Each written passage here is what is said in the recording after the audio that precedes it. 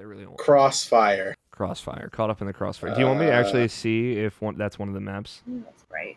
I already wait. And check the other one that I said because I'm pretty sure Shipment is a real one. Shipment, I think, is real as well. Crossfire. Crossfire. Yeah. Caught up in the crossfire. Do you want me to actually see if that's one of the maps? That's right. Battleborn. Ambush. Let's see. Shipment. Hey everybody, welcome to Bonus Content. Shipment is one, Tony. Look at that. Of course it is, dude. Shipment's like the most popular fucking COD That's map the boat. ever, See, dude. the boat one was the one I was thinking about too. You said Crossfire. I bet Crossfire is that Put one. it on record. Shipment is. Oh, Crossfire is one too, dude. Got him. I know that This is like the entire map of Shipment, dude. It's in like 4 Call of Duty. Yeah, Shipment is popular. Shipment is cool. It's the one that you used to farm 1v1 headshots on. Yeah, that's right. Dude, I'll tell you, man, Dude. when I went back and replayed Call of Duty 4 multiplayer recently, very nostalgic. Hey everybody, welcome to Bonus Content. It's me, Alex. Scott's here, Tony's here, Nobshin's here, Jess is here.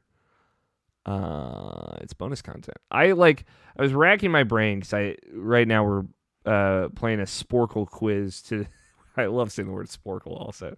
To name all 20 Call of Duty 4 multiplayer maps. I've been thinking about like what we should talk about on this bonus content, and it's always come back to one thing. Sonic. We couldn't get away from it. I want to name for you some of the other names of these maps in Call of Duty 4 though. They're all one word. Ambush. Backlot. Backlot I do remember. That's one that sticks out. Block, BLOC. I remember that map. Bog, Broadcast. Chinatown is one. And I'm sorry, Nabishin. I dismiss you out of hand. Disrespectfully. Countdown, Crash, Creek. District, Downpour, Kill House, Overgrown, Pipeline. Pipeline was the one I should have thought of that one. Showdown, Strike, Vacant, and Wet Work. I guess there is one with 2 words in there. Wet Work, as opposed to Dry Work. Jess, how do you feel about Call of Duty 4? I've never played it. Really? You know what's funny is I think that I've played the first Call of Duty game, and that's the only one I've ever played in my entire life. It was on PC when I played it. All things considered, that one's kind of lame too. Yeah, I've never been a Call of Duty person. No, I'm a fake gamer girl. Sorry, guys. It's fine. Call of Duty's lame now anyway. So. Honestly, you got out while you were still ahead. Let's talk about Sonic. I mean, we gotta I think it was Monday that the trailer came out, right? Monday or Tuesday. And Nabishin, you sent a lot of cryptic tweets, and I just really want to unpack what you're feeling. I said one fucking thing. Nah, dude, that's cryptic, all right? I have a quick question before we do this. Yeah, Am I please. supposed to be recording bonus content? No. Bonus content's just good. for us and anybody That's watching. what I thought. Okay. Yeah. We'll do Cool. a little We're good. recording countdown and I'll record together. I just want to get you ready, Keep you on your toes. Yeah. Always. Jess, you sent some tweets as well. I really want to unpack a lot of these feelings here. Oh no. Oh, No, if I had $1 for every time somebody wanted to unpack one of my tweets. It's man, all right, let me go get two. Let me go get my therapist. My therapist and two tubs of lube, because this is all we can do to unpack these tweets. Nabishin, how did you feel? How do you feel? What do you want me to say? I don't know what I want you to say. There's nothing I want you to say. I really want to know, because you said that you broke your one rule, and I don't know what the rule that they broke in this trailer is. Oh no! I said what I specifically said is that how do you break your own rules in your trailer? Mm-hmm. And what I Batman versus Superman did it. Yeah. That's true. Yeah, that did. I'm just talking about the end scene where it's he slows down everything, and then he's able to dodge all the missiles that was heading for him, but he couldn't dodge a dart that was straight shooting at him. Mm-hmm. That immediately happened afterwards. His guard was down. No, that's stupid. I mean, I know it's stupid, but it's the truth. I mean, that was the one. Sometimes the truth isn't always smart, you guys. I mean, In fact, oftentimes it's not. I mean, that's the one thing I said, and like, you know, like obviously I didn't put any ats. I didn't even say what it was, so it was like you could take what it is from what it was. Yeah, So, and then Sonic the Hedgehog apologist George Cruz came into your mentions just like nothing. He was just there. No, yeah. God bless George. God bless him. I don't know how he does it. So it's funny. George is writing a thing about Sonic right now, and I'm like, I need you to consult an option on it. I want you to consult a historian, like a Sonic the Hedgehog historian, like an expert, a true expert on this. But he's in the same boat, I think, as you, option where he recognizes maybe the quality of a lot of those games is not great, but he loves it. He loves all of them. He loves Sonic 06. He loves just all of Sonic the Hedgehog, raw, real. I think there's a difference between me and George. Like not necessarily like the games, but like I love the character. I'll stand by to say I'm a big fan of Sonic. That is George's stance as well. Okay, I think he just that carries him through those games in a different way, probably. Which is an interesting stance to like stand behind a character, but like not be super into the games. Mm-hmm. It's kind of like the opposite, or the inverse of the Super Mario situation. Yeah. Where like everybody stands by those games. I don't know if like somebody would die on a hill for Mario's moral standings, right? Because he doesn't have any. He's not. Yeah. He's not like a super personality-driven character. He's just like a good guy, generic good guy, who doesn't say much. So. I mean, I don't know. Like, if we take like a psychological study of my quote unquote love for Sonic, like, it's something I grew up with. It's something that like I've always associated with myself. Since with the cartoons, like Sonic the Hedgehog on Sega Genesis was one of the first video games ever. Not the first video games I ever seen, because obviously I had a Nintendo and NES and I played Mario, but like that was the one where it's like I saw at a friend's house. Their mom was playing it. Even it was like I just saw her playing it, and she just loved his like idle animation where he just taps his foot waiting for you to go. I thought that was just the coolest thing ever. And obviously Sonic 2 is one of my favorite games of all time, because like that's the game I just replay over and over and over and over again. That's because I just loved it so much. And, like I've watched the Sonic cartoons. I legit think Sat AM version of Sonic the Hedgehog. It's a legitimately like one of the best kids shows out there, because they don't dumb down for kids. It's like it talks about real shit. Shit gets dark in it. Is that the original Sonic cartoon? There's 3 different ones, but it's really 2. One of them is like Looney Tunes, which is the Adventures of Sonic the Hedgehog. I really like the Adventures of Sonic the Hedgehog. Yeah, that one's fun. The other one is Sonic Underground, which is like no one really talks about. It's weird. No, it's weird. Underground. He's underground. It's niche.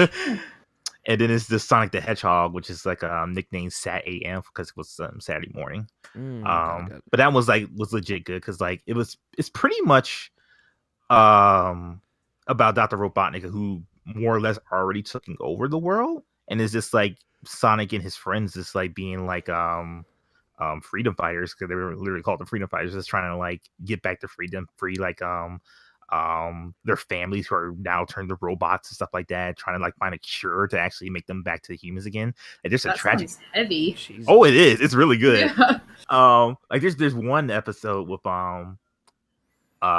Sonic's Uncle Mac, or Uncle Chuck. It's Uncle Chuck, actually. His Uncle Chuck is Wait a second. Yes. They're human? No. Were they human?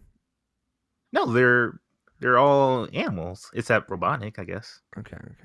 Is Sonic's First Uncle name. Chuck also a hedgehog? A hedgehog? Yes. Okay.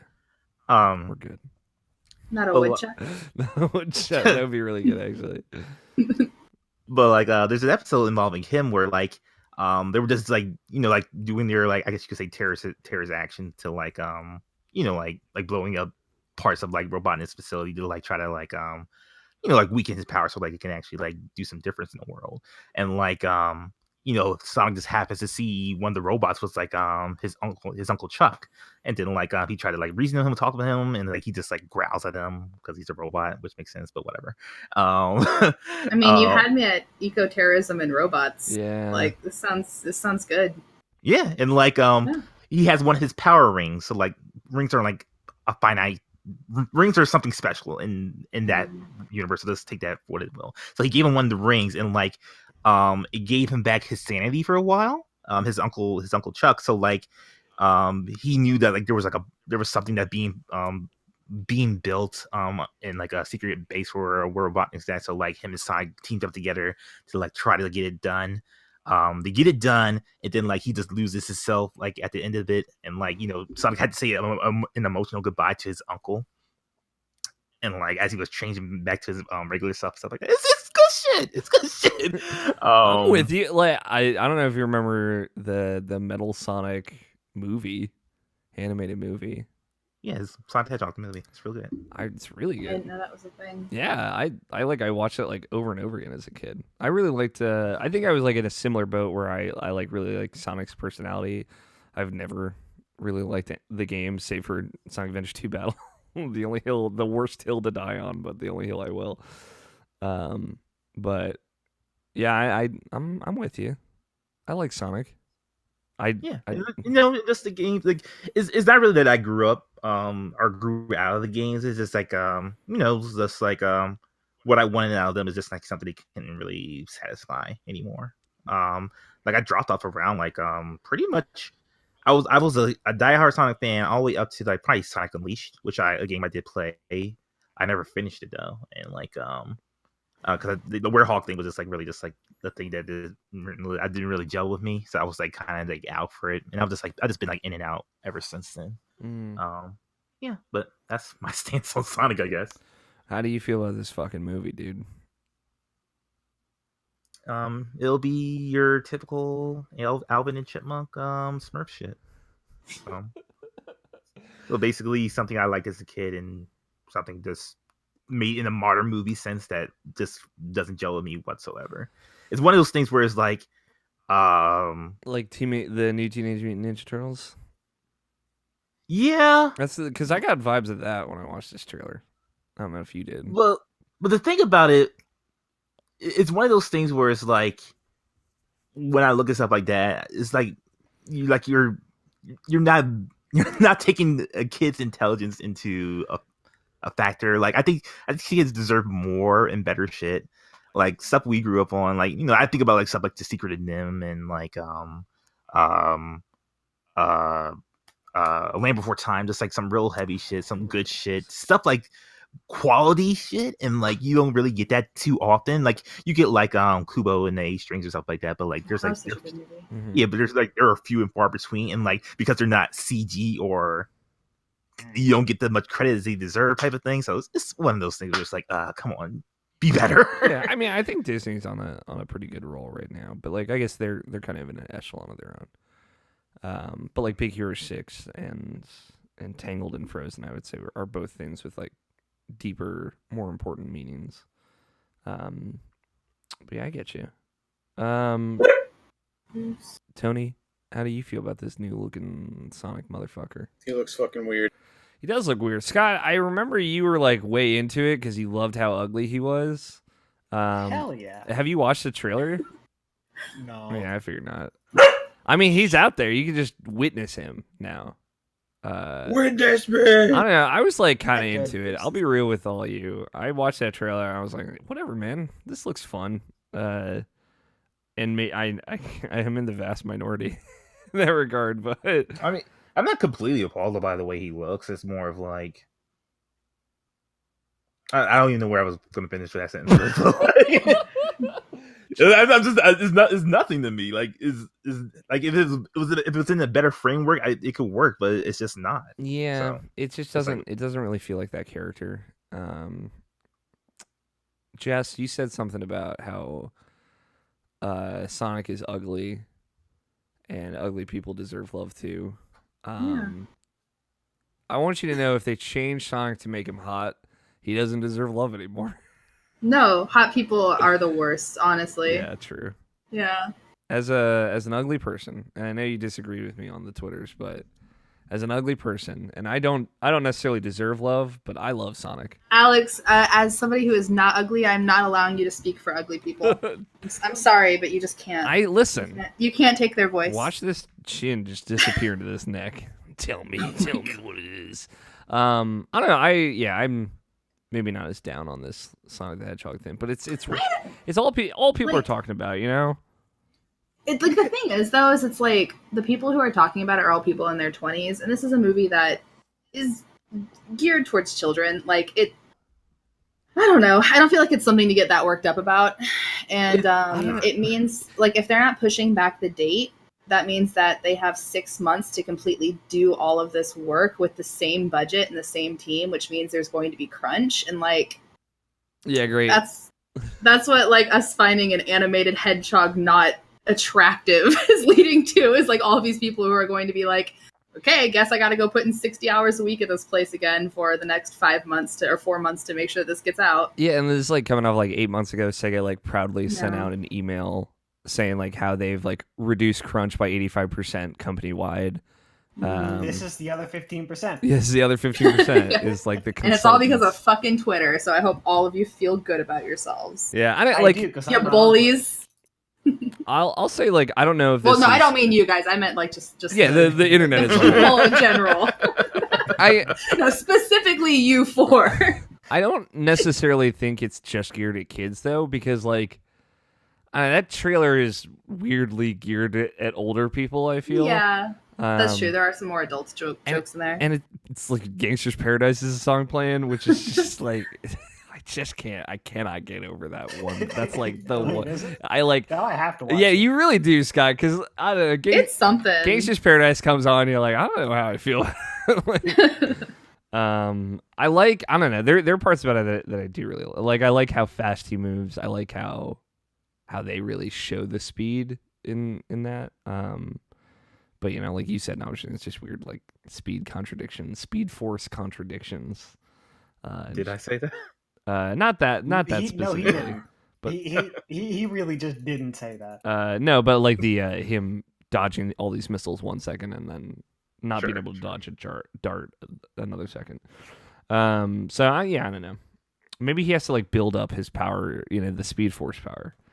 So like since the missiles came from like 10 feet away and the dart came from 1 feet away, he didn't have. Hear me out, all right? Let me show you on this piece of paper. It makes sense to me. No. Yeah, this all adds up. Honestly, I trust the science. It's also May 4th, and there's some like Star Wars nerds out there. And you were gonna wear Leia buns, Jessica.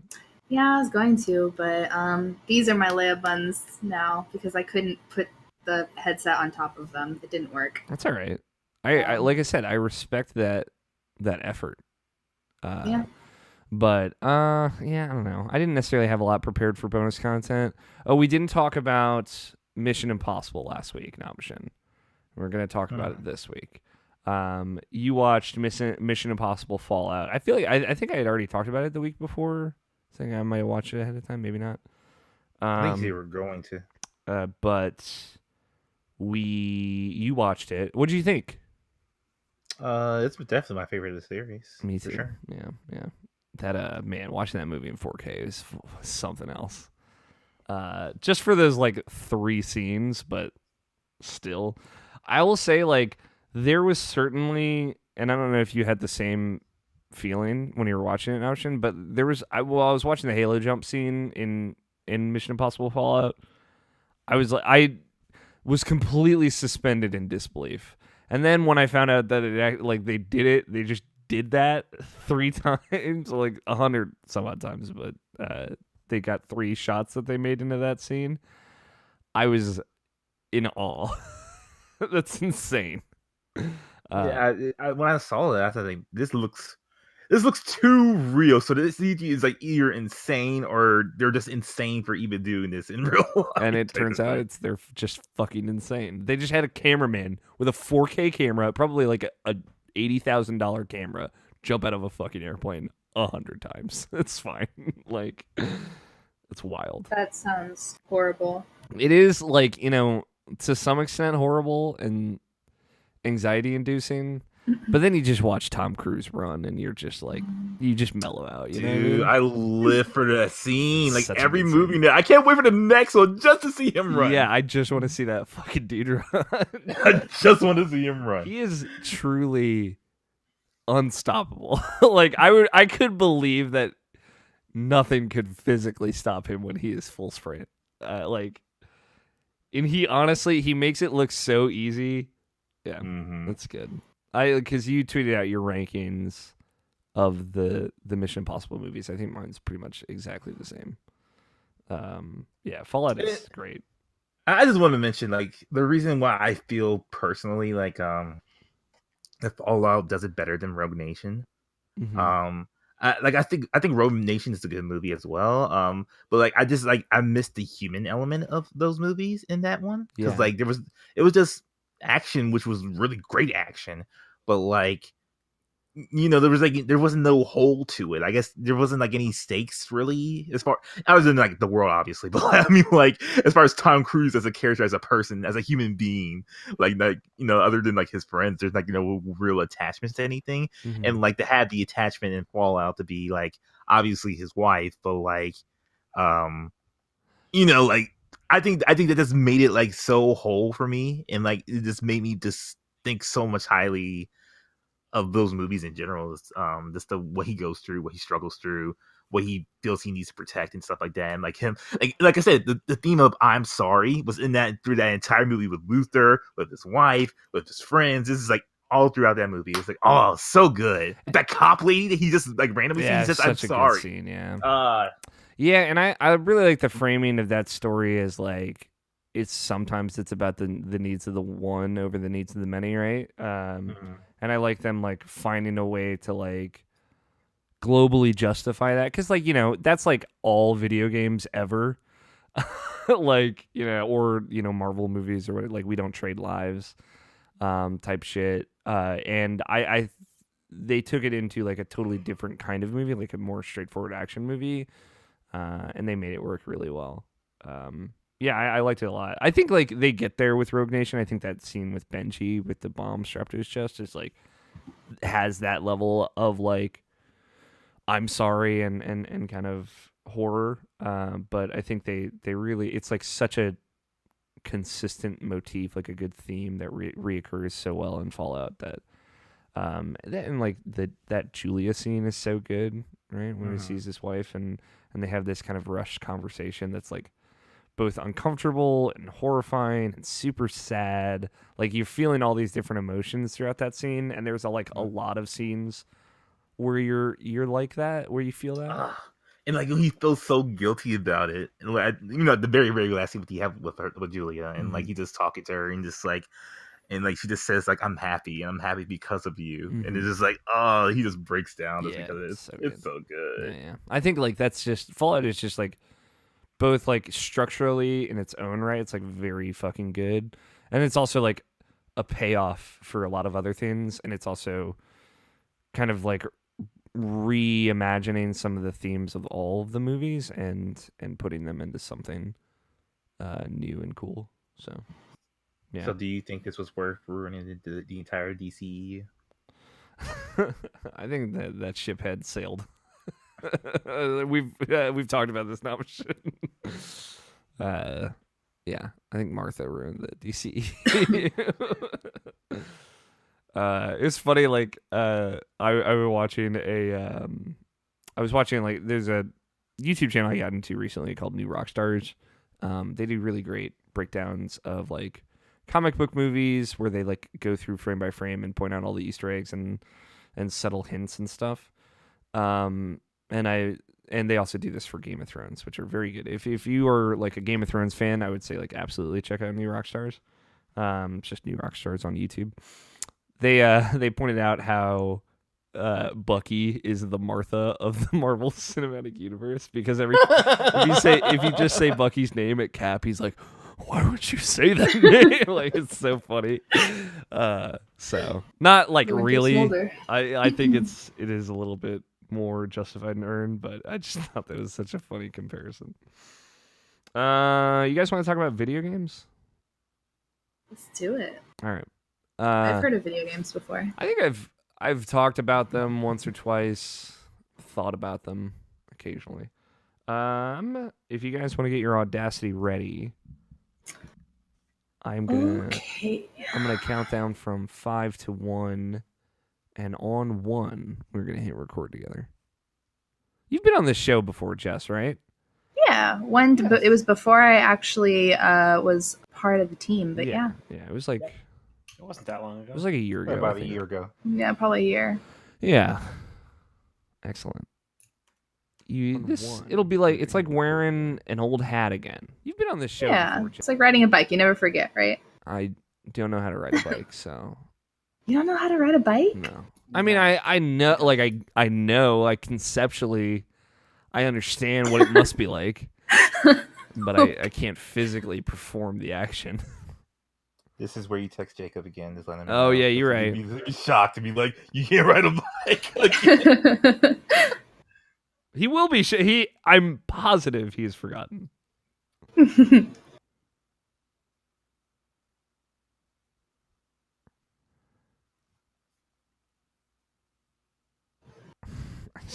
Hey, dude, I can't ride a bike. That's a good text. The last text very he good. sent me was, "Do you want to play to the division today?" And then I texted him 2 hours after that, saying like, "Hey, I'm up. Do you still want to play?" And he said, "Oh, I went to the beach." It was like 2 weeks ago. Everybody ready? Everybody got Audacity? I'm ready. I'm good. Everybody recording from the right microphone. Yeah. Okay, I just did an audio check. Make sure. All right, Scott, Tony, you guys ready? Mm-hmm. Yeah. All right, I'm just making sure. Listen, checking up on everybody. On 1, 5, 4, 3, 2, 1. Beautiful. Which I'm thinking, no, I don't need to use the restroom. I'll be fine. Namashin, did any news happen? 'Cause I didn't pull any. I feel like nothing really happened. There's the obvious one, but I don't think. No, they talked about that on they dedicated all of input to that. Which, yeah, they got it. They got it covered. All right, cool. We'll skip news and we'll do the questions. Anything else? Let me get this pre-show puff. Jess, do you have asthma? I don't have asthma. I should just No. Tough anyway. Yeah, just Okay. get your inhaler out. Oh, okay. All right. Wait, let me shake it. Rip your hot vape pen. Get some of that fat Yeah. cotton. That's not what I thought was going to come out of your mouth. What do you think I was gonna say? No, we're not. We're not going to go there. Just when somebody says fat you're like, what? Takes you What? back a Yeah, little fat bit. cotton. Hello. Yeah, duh. Yeah, cotton. Cotton. Cotton. Cotton. Just the natural thing that comes after that. Yep, that's exactly what it is. Oh, okay. You're supposed to be like getting your breath right now, Alex. Come on. I got it. I got there. I'm getting the little shakes, getting all dizzy. You know, stuff, normal stuff. Just as a reminder, just because it's been a while for you, Jess, we're going to record until I say you can stop recording now. So we're going to take a Yes. break at some point. We'll still record through that. We're going to end the show at some point, still record through that. Then we're going to do titles. At some point. Yeah. And then I'll say, you guys can stop recording now. All right. Oh, shit. Namashin, do you think you could think of a bet this week? Sure. Thank you, sir. All Come right. on, Bruce is coming now. Bruce is ready to party. Yeah, he is. Bruce and Max should hang out. I want like a dog party. And then New podcast. and then I want to get a dog because I miss Get a dog. I miss having a dog. I can't get a dog. My landlord won't let me have one, but Get a new landlord. dude, I fucking wish. All right. It is Saturday, May 4th, 2019, and you are listening to the Irrational Passions podcast. I am Alex O'Neill. I'm your host on this journey into darkness that is... I mean, I like to imagine is what this podcast is what it's like inside live-action Sonic the Hedgehog's brain. And here we are together, and we'll get through this together. And joining us to get through this with each other together is Scott Guthier. That's a pretty lit brain. Tony Horvath. Welcome to your weekly allotment of exactly 60 minutes of irrational passion. No more, no less. Exactly. Brian Nabishin Jackson. Meow. And joining us from irrationalpassage.com this week, we have Mrs. Jess Cogswell. Hi, I don't have anything witty to say, but Nabishin said meow, so I feel like the bar is pretty low, so I'm okay. Bar's low, yeah. If Sonic can say meow, yeah. Can Sonic meow? Yes, Sonic does meow in the trailer. Scott typically says hi. Tony usually say whatever Scott says. And then Nabishin brings an original opener. So, I mean, you got a nice little spectrum of I like it, yeah. We got everything covered. Hey, everyone. Welcome to Irrational Passions Podcast. It's a party time. Jess, the last time you were on this show, you were Jessica Howard also. I realized this. Yeah, I was. And also, you weren't a part of Irrational Passions, but you are now. Yeah, so many changes. Everybody knows that. Though now. technically, I'm still Jessica Howard technically, so I guess that's not a legal change. What? I feel lied to this whole night. I just have a break. My last name is technically. That's why when I was going to PAX and you had to send in that's why I was like, oh crap, you didn't tell them my last name's Cogswell, right? Because that's not on any ID I have because my last name did not change. But here's the thing. So, all right, we got to unpack this. Everybody, put the rest of the podcast on hold because honestly, I've always been curious about this. Right, my mom took my dad's name. Right, that's not the cool. I feel like the cool hip thing to do is everybody just keeps their own name now. But so it's not the man doesn't know that your last name hasn't changed. The man. But you know, I thought you meant Andrew at first. I'm like, oh god, no, I'm not that awful. He knows. No, the conceptual. My owner man. does not know. No, Not the literal man. Yeah. So I mean, you don't know. He might be the literal man. he could be the man. He's a nice dude. Yeah, I lost my train of thought. It was something about like he doesn't know, the government does know or doesn't know. doesn't know. So on as far as the government and legally and IDs and everything, it's still just Jessica Howard. Cool. The only places where that's changed are what people call me and on social media. Sure. Are you going to legally change your name at some point? That's a good question.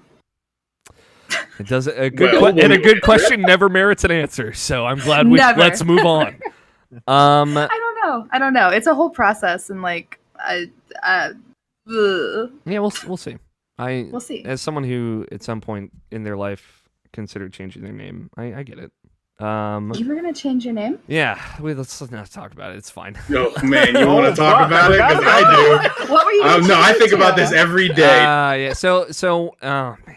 All right. It's honestly, it's just embarrassing for me now at this point. I really wanted to, and then like I immediately didn't want to. Listen, dude. It's okay. It's. Oh, you can listen to an episode of podcast where I was like, "This is gonna happen." Here we are. Oh, so it was like later. recent. No, it was like 7 years ago. Like, to be fair, it was not. But still, like in adulthood. In adulthood, originally, before I was born, my parents were going to name me after.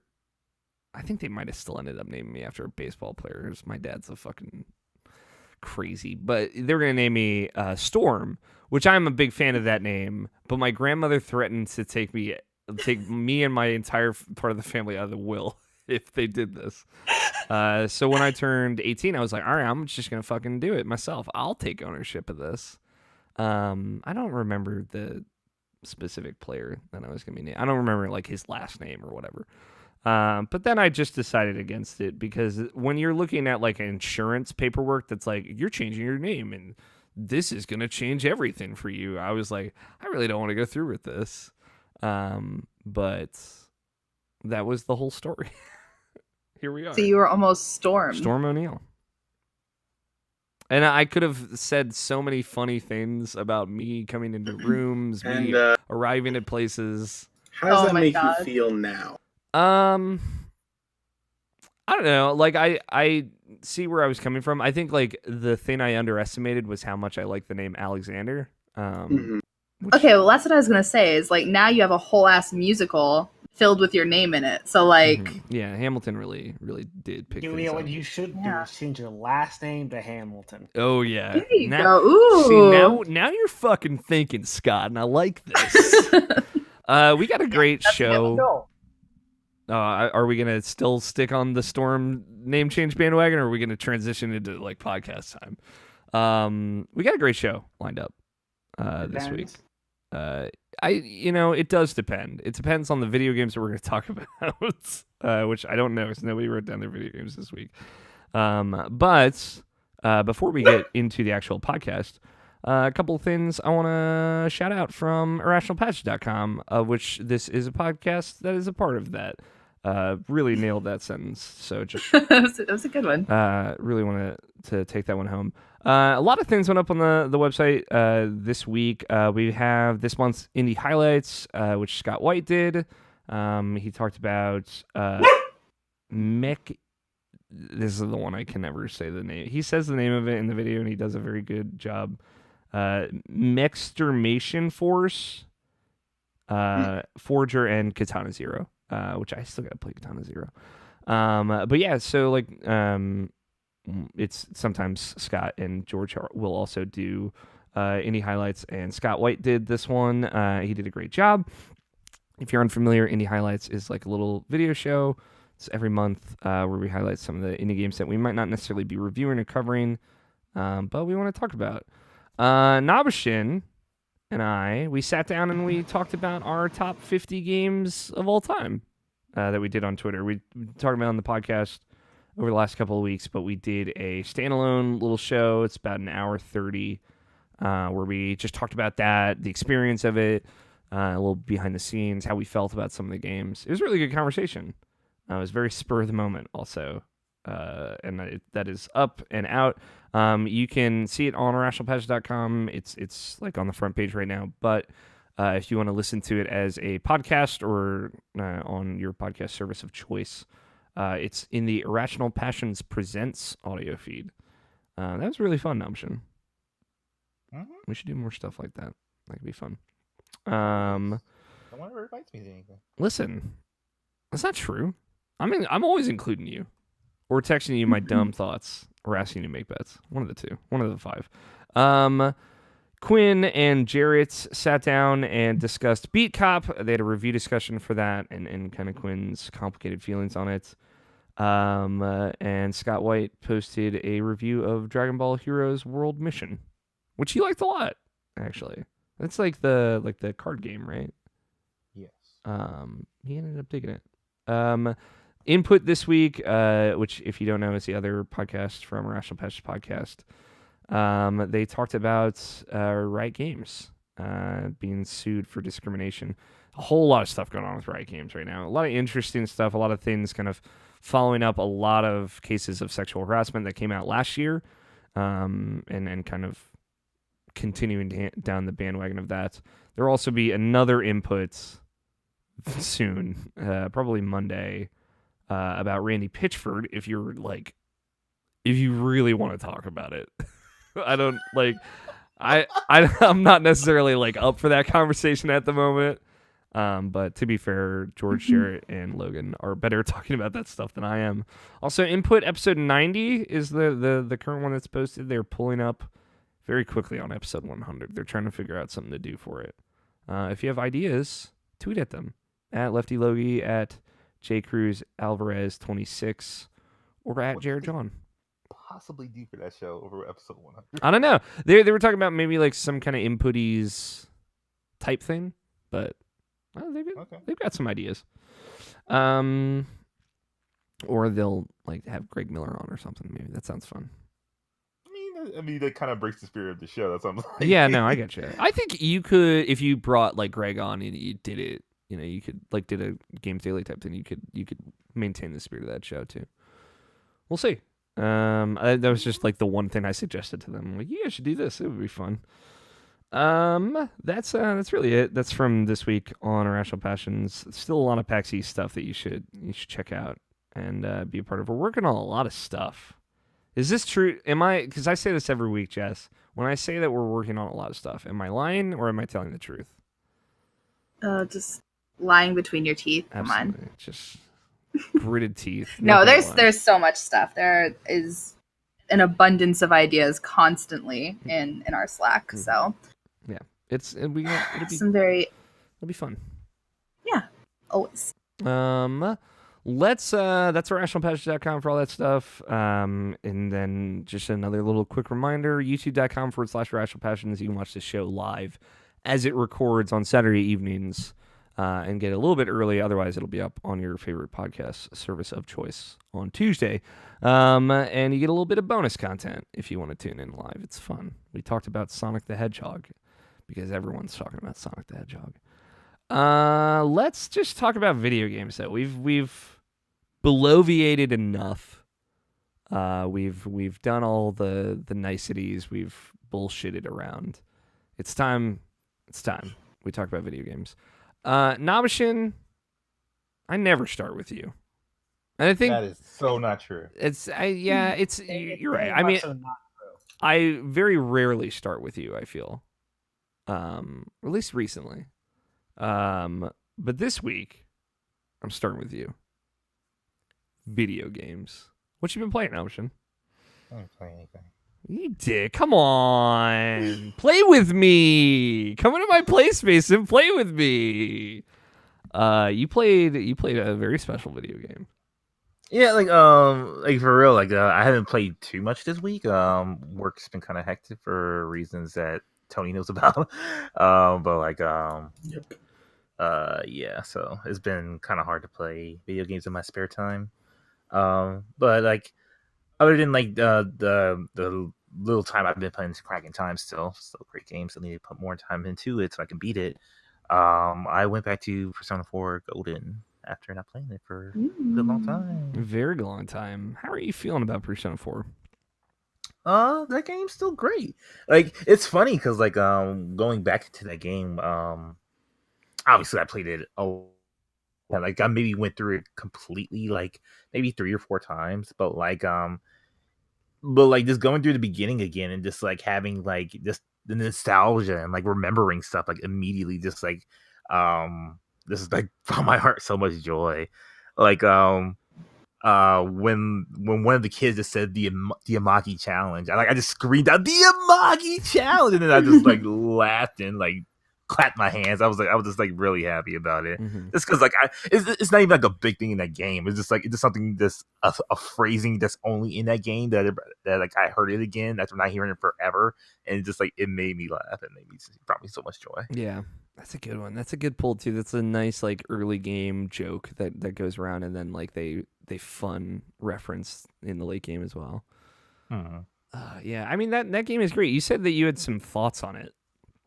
And just thoughts in a post Persona 5 world for myself. Yeah. In the way I view that game, compared to like what I'm feeling about this game right now. It's just I remember like playing Persona 4 for the first time and just remembering like because like at that time I wasn't really big into JRPGs. I'm still kind of not the biggest fan, but like I have a better appreciation for them now. Yeah, more than I'd ever had before. You have a Dragon Quest under your belt now. I still yes. Yeah, but like you're a real boy. You put enough time into that game. I get you. But like starting about Persona 4 Golden again, it's just like, man, like this game is like it's the JRPG hump. I was really feeling it playing it again. Like, and to be fair for that game in general, like that's kind of intentional because like it's a small town, you're in a small town that really nothing's really going on. So like to kind of represent that, you feel that almost immediately as you start playing that game. Mm-hmm. But at the same time though, like it really takes a good amount of time for like to really pick up. I put like maybe 2 hours into it. Because all the time I had to put into it, and like I still haven't gotten to the part where it's become a quote unquote game yet. So like just like it's the startup is just really slow.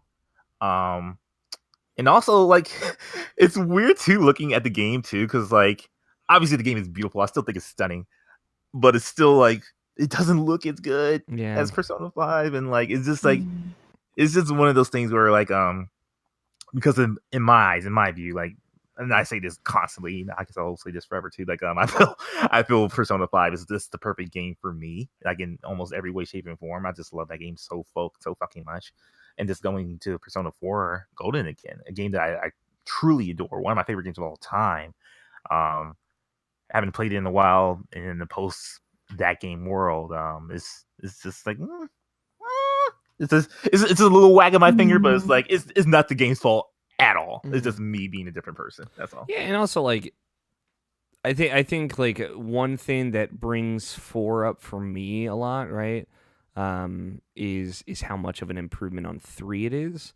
And a thing that brings 5 up for me is how much an improvement on 4 is. Like how much they really went back to the drawing board after Persona 4 and looked at what they could do to make the systems better, like onboard you into that game better, make spending your like free time more interesting and give you more things to do, right?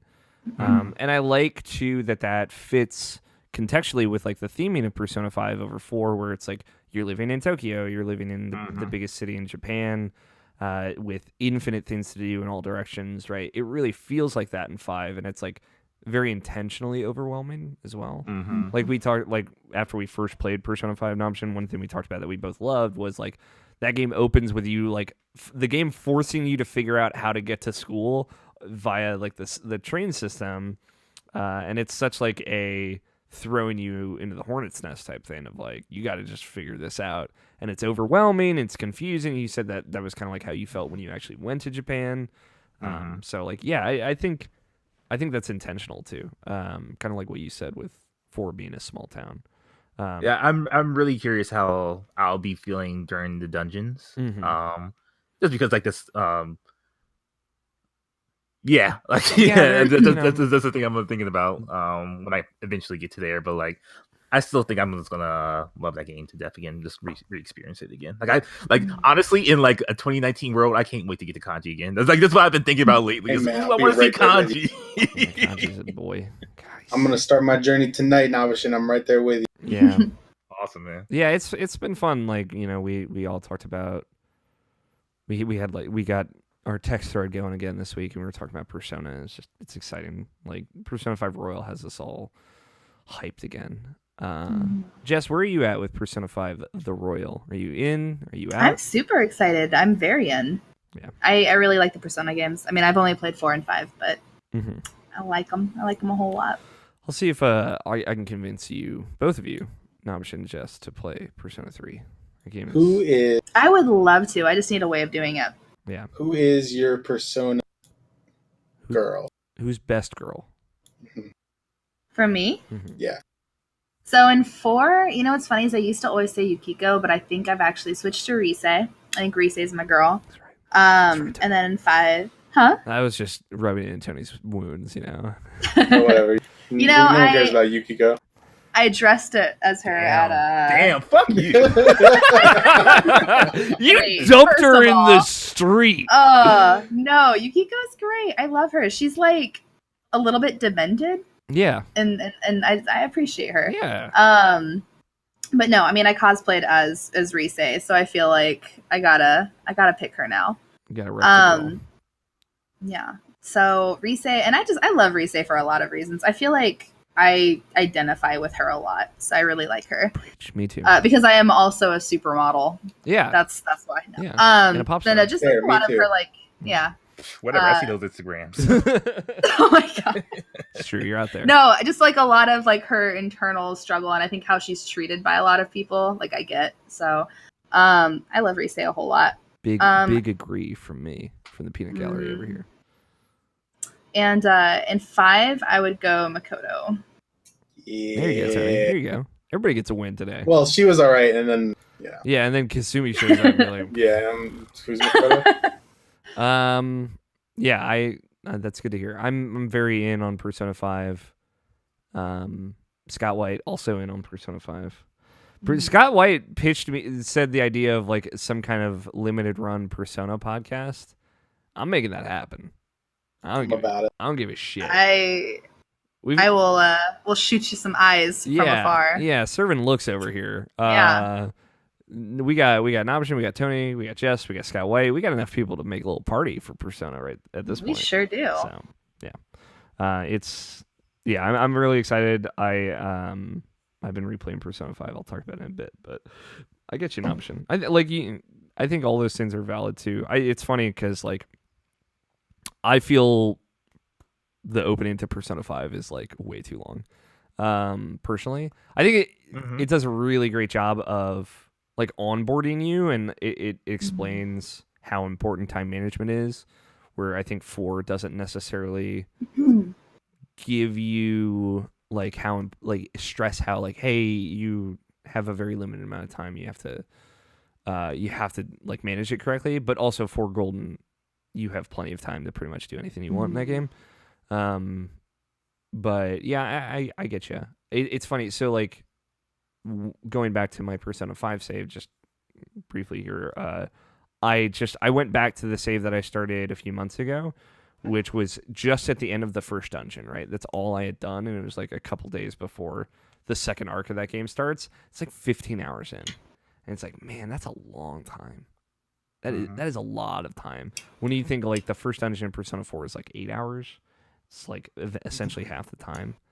And like even looking at like beating the game for Persona 5 is legit. Well, for me, it was like a legitimate like 100 hours, and like it was 100 hours for all three of us, for Tony, you, and me. Yeah, and I think 4 was like maybe 60 hours or something like that. 4 was much shorter. Yeah. It's funny because 3 is about as long as Persona 5.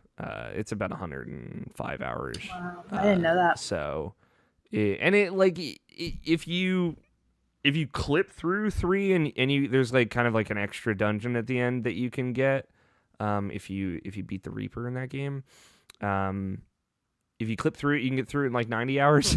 Right, but it's still like fucking super long. But then again, I know people that beat Persona 5 in 80 hours, and I honestly have no idea how they did that. This is like Frank Bazzani, in front of the show. He beat that game in like 83 hours, and I have 20 hours on top of that, and I can't think of that game without those 20 hours, right? Like I don't know what I was doing necessarily, but it certainly took me that long. Yeah, Persona 4 is really cool. I just like, I really like the cast in that game in particular. I think that's like as I've like settled into my love of JRPGs, I think that is the number one thing for me, like is the cast. Like Tales of Vesperia, one of my favorite, if not like my number one favorite group of characters in a JRPG. Same with Persona 4, like depending on the day you ask me, that group could totally be it. And same with Kingdom Hearts, right? Like the core group in those games is just so good.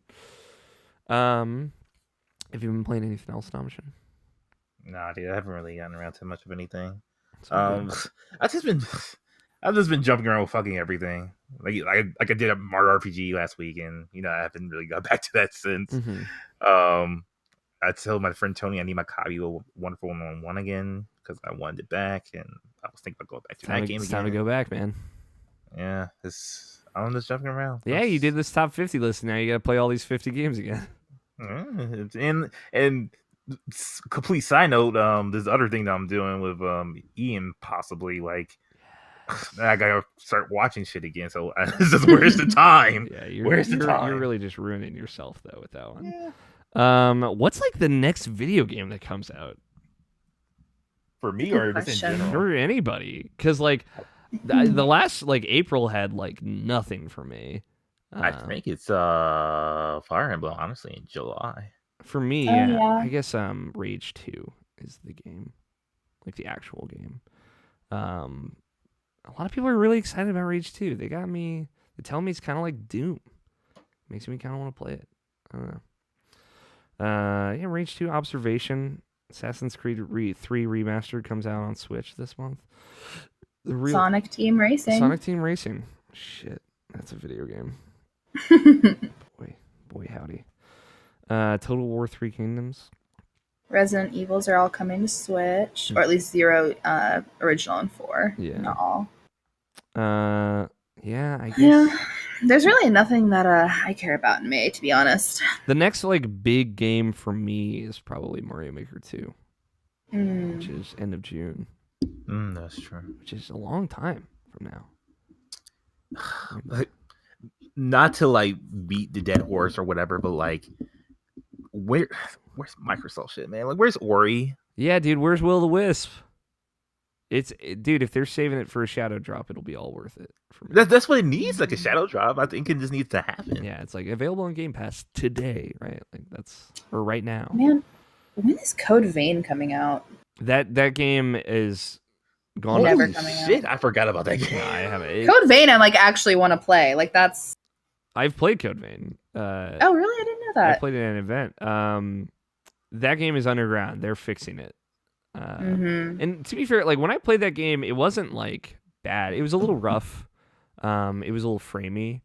But I think it has some good ideas. It's kind of like JRPG Dark Souls, which is redundant. Dark Souls is very much a JRPG. It's a little bit more stat based than a standard, right? But it's they're like, you know, you have like anime party member that will heal you and help you and stuff like that. It is like a little bit more traditional, I guess, with the same kind of difficult framework. But that, I guess, like it previewed poor enough. The thing I heard, and I don't know if this is like secret information, but the thing I heard is they did a, you know, like when they'll hire people to do a review before release, like an internal review. They did those, and it was like 6s and like in the 60s, and it was not good enough for them. So they've taken it underground and they're like rebuilding it to some extent to make it. You know, they want it to be great. It was originally slotted for what, like last September last year. Yeah, it had a date.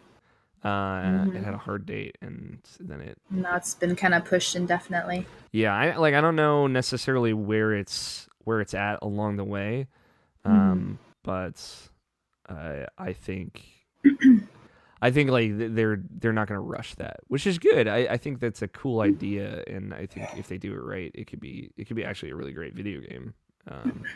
So I'm all for them taking their time. For sure. And Mike Burgess, who's watching us live, brings up that I should play Yoshi because I'm a coward. That's a good pull. I should play that game. That's a video game to tide me over. Tony. Hi. Video games. Man, do you want to hear about Black Desert Online? Because I've played so much.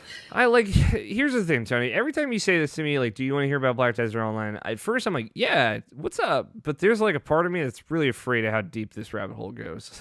So, I've played a lot of Black Desert Online, but none of it has been active at all. All idle. Yeah, I've been fishing. It's your Jesus Christ. It's your favorite new idle game. Yeah. Yeah, they have an event going on right now where if you fish in a certain spot, you can catch these pearl mullets that are worth a shit ton of money. So the entire population, in the back? Yes, the entire population of BDO is just fishing for 2. So it's pretty cool. So, like, what do you get from fishing, Tony? So you fish, right? And you just I wake up. And before I go to work, I just, empty my inventory. It fishes all day. And then I get back and I reset it again. And that's it. Is this like, wait, is this kind of like your like weird beer pyramid scheme that you were doing with? Yeah, but now it's grilled chicken. Okay. But you're catching fish? Yes. And the fish are worth like $500,000 each, which is pretty good because you catch like 70 to 80 in like an afternoon. Is it like a specific fish that you're trying to catch? Yeah. Okay. Do you always catch that fish, or is there like a chance? No, there's like garbage that you can catch. Fuck yeah, dude. Right? What fish is worth $500,000? Pearl mullet, dude. It's got a mullet. Pearl mullet.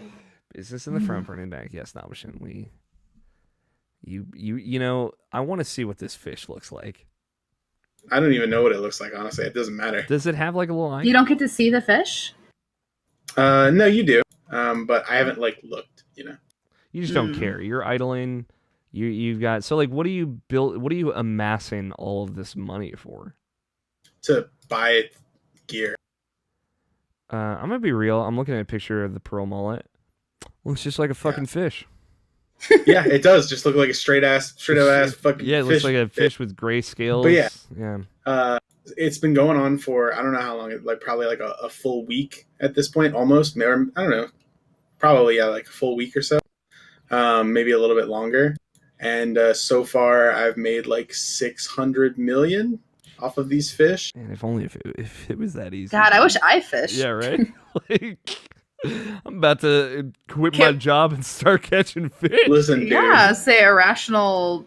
I don't even know what's a fishing term. Listen, dude, I have Irrational master wranglers? 9 fishing. All right. So it says irrational anglers. Level 9 fishing, master 9. Excuse me. Is there an end game here? Yeah, you get money and then you buy accessories for like 100 million each, and then you blow them, and then you're like, oh well, that was 2 weeks of my life that I didn't have to play the game. And then you waste it all on sugar and coffee. Yeah. I was gonna say booger sugar, but I don't know. I think we're past like the cocaine jokes era of this podcast. Okay. Have you been playing anything outside of Black Desert Online? MTG Arena, same as last. Mm-hmm. Still treating you well. Still the new expansion. Still dope. Yeah, it's been quite pleasurable. Mm-hmm. I will continue to tell Scott, White, and Jarrett to play with you. Those fuckers. But yeah, it's been good. There's been some interesting shit going on. Mm-hmm. Anything else? Yes. So there's been more GTA RP. I've been watching it. I love Still this. good. I love this. I listened to that SoundCloud thing. It was very good. Yeah, I was taken aback once the verse reel started. But I was way into it. That's like just some Twitch streamer, right? Playing this character. That's really funny. Yep. That's really funny. And it's a really funny. I like we talked about it a couple weeks ago when you brought up the GTA RP stuff. I love when the game just grows past the game and becomes this weird, like you were telling me about I don't know if we talked about on the show, the like different Facebook profiles for the characters, or did I make this up, or did you actually tell me about this? Yeah, you're not making it up. Sometimes that happens, dude. I'll just create narratives in my head. But I love that. I love. There was a time in my life where I followed these Twitter accounts that were like essentially RPing the characters from Persona 4. It was very funny. And I love the idea of like video game characters having social media. I know some people hate it and it's super cringe for some people, but I'm like way into the idea of like Sonic the Hedgehog taking a picture of the burger he's about to eat and posting it on Instagram. Like I think that is, you're a special kind of monster. I am absolutely a very specific monster in my I've read and written way too much fan fiction to even start to judge you on that. Dang. So into this long night we go, Jess. Let's go. Yeah. Any new plot twists in your role playing of the Grand Theft Autos? It's kind of just like they're still kind of set up for what's to come. Is it like Avengers Endgame? They're all just building to this climactic finale. Pretty much. It's just a shootout at a bank, probably. All right, I'm into it. Any other games, Tony? So it's still something I haven't been playing, but I've been watching this guy, Co-Carnage streamer on Twitch. He's probably the streamer who I've watched the most of over the years, other than probably Lethal Frag. Mm-hmm. He's playing this game, or he had played this game called Anno 1800. Oh yeah, on his stream. Oh yeah. And I have been really enjoying watching him play it. Mm-hmm. I've heard really good things about Anno. Mm-hmm. Yeah, it's pretty fucking cool. It looks really cool. It's kind of Civ-like, right? Yeah, kind of. It's like Civ, but you're against AI, as far as I can tell. There's not multiplayer, but he's just playing like the camp. It's a city builder, and I got sparked because I went and looked at Steam's like marketplace, and the game, like the newest game that had just come out, was this game called Rise of Industry, which is just an industry simulator. Mm-hmm. Which is like, people just go around. You basically are setting up your a company, and you're gonna try and do all this fucking stuff. I got the game and I looked at it and I was like, this is too much for me. It is way too fucking complicated. No thanks. But I was like, I wonder if Cocarn just played it because he played like all of the other city builder games that I like to watch, that I've seen people on Twitch play, like RimWorld and all that. So I checked it out, and he hasn't played it yet because it just came out. But he did play Anna, so I started watching that, and it's been really interesting. It's been hella lit. Would you say? Yeah. I love like city build. I love any sort of simulation game. Honestly, I'm like a huge nerd for them. But like, yeah, city. I want to play that game actually a lot because Civ and like Rise of Nations, Age of Mythology, Age of Empires, like all of that stuff is my shit. So.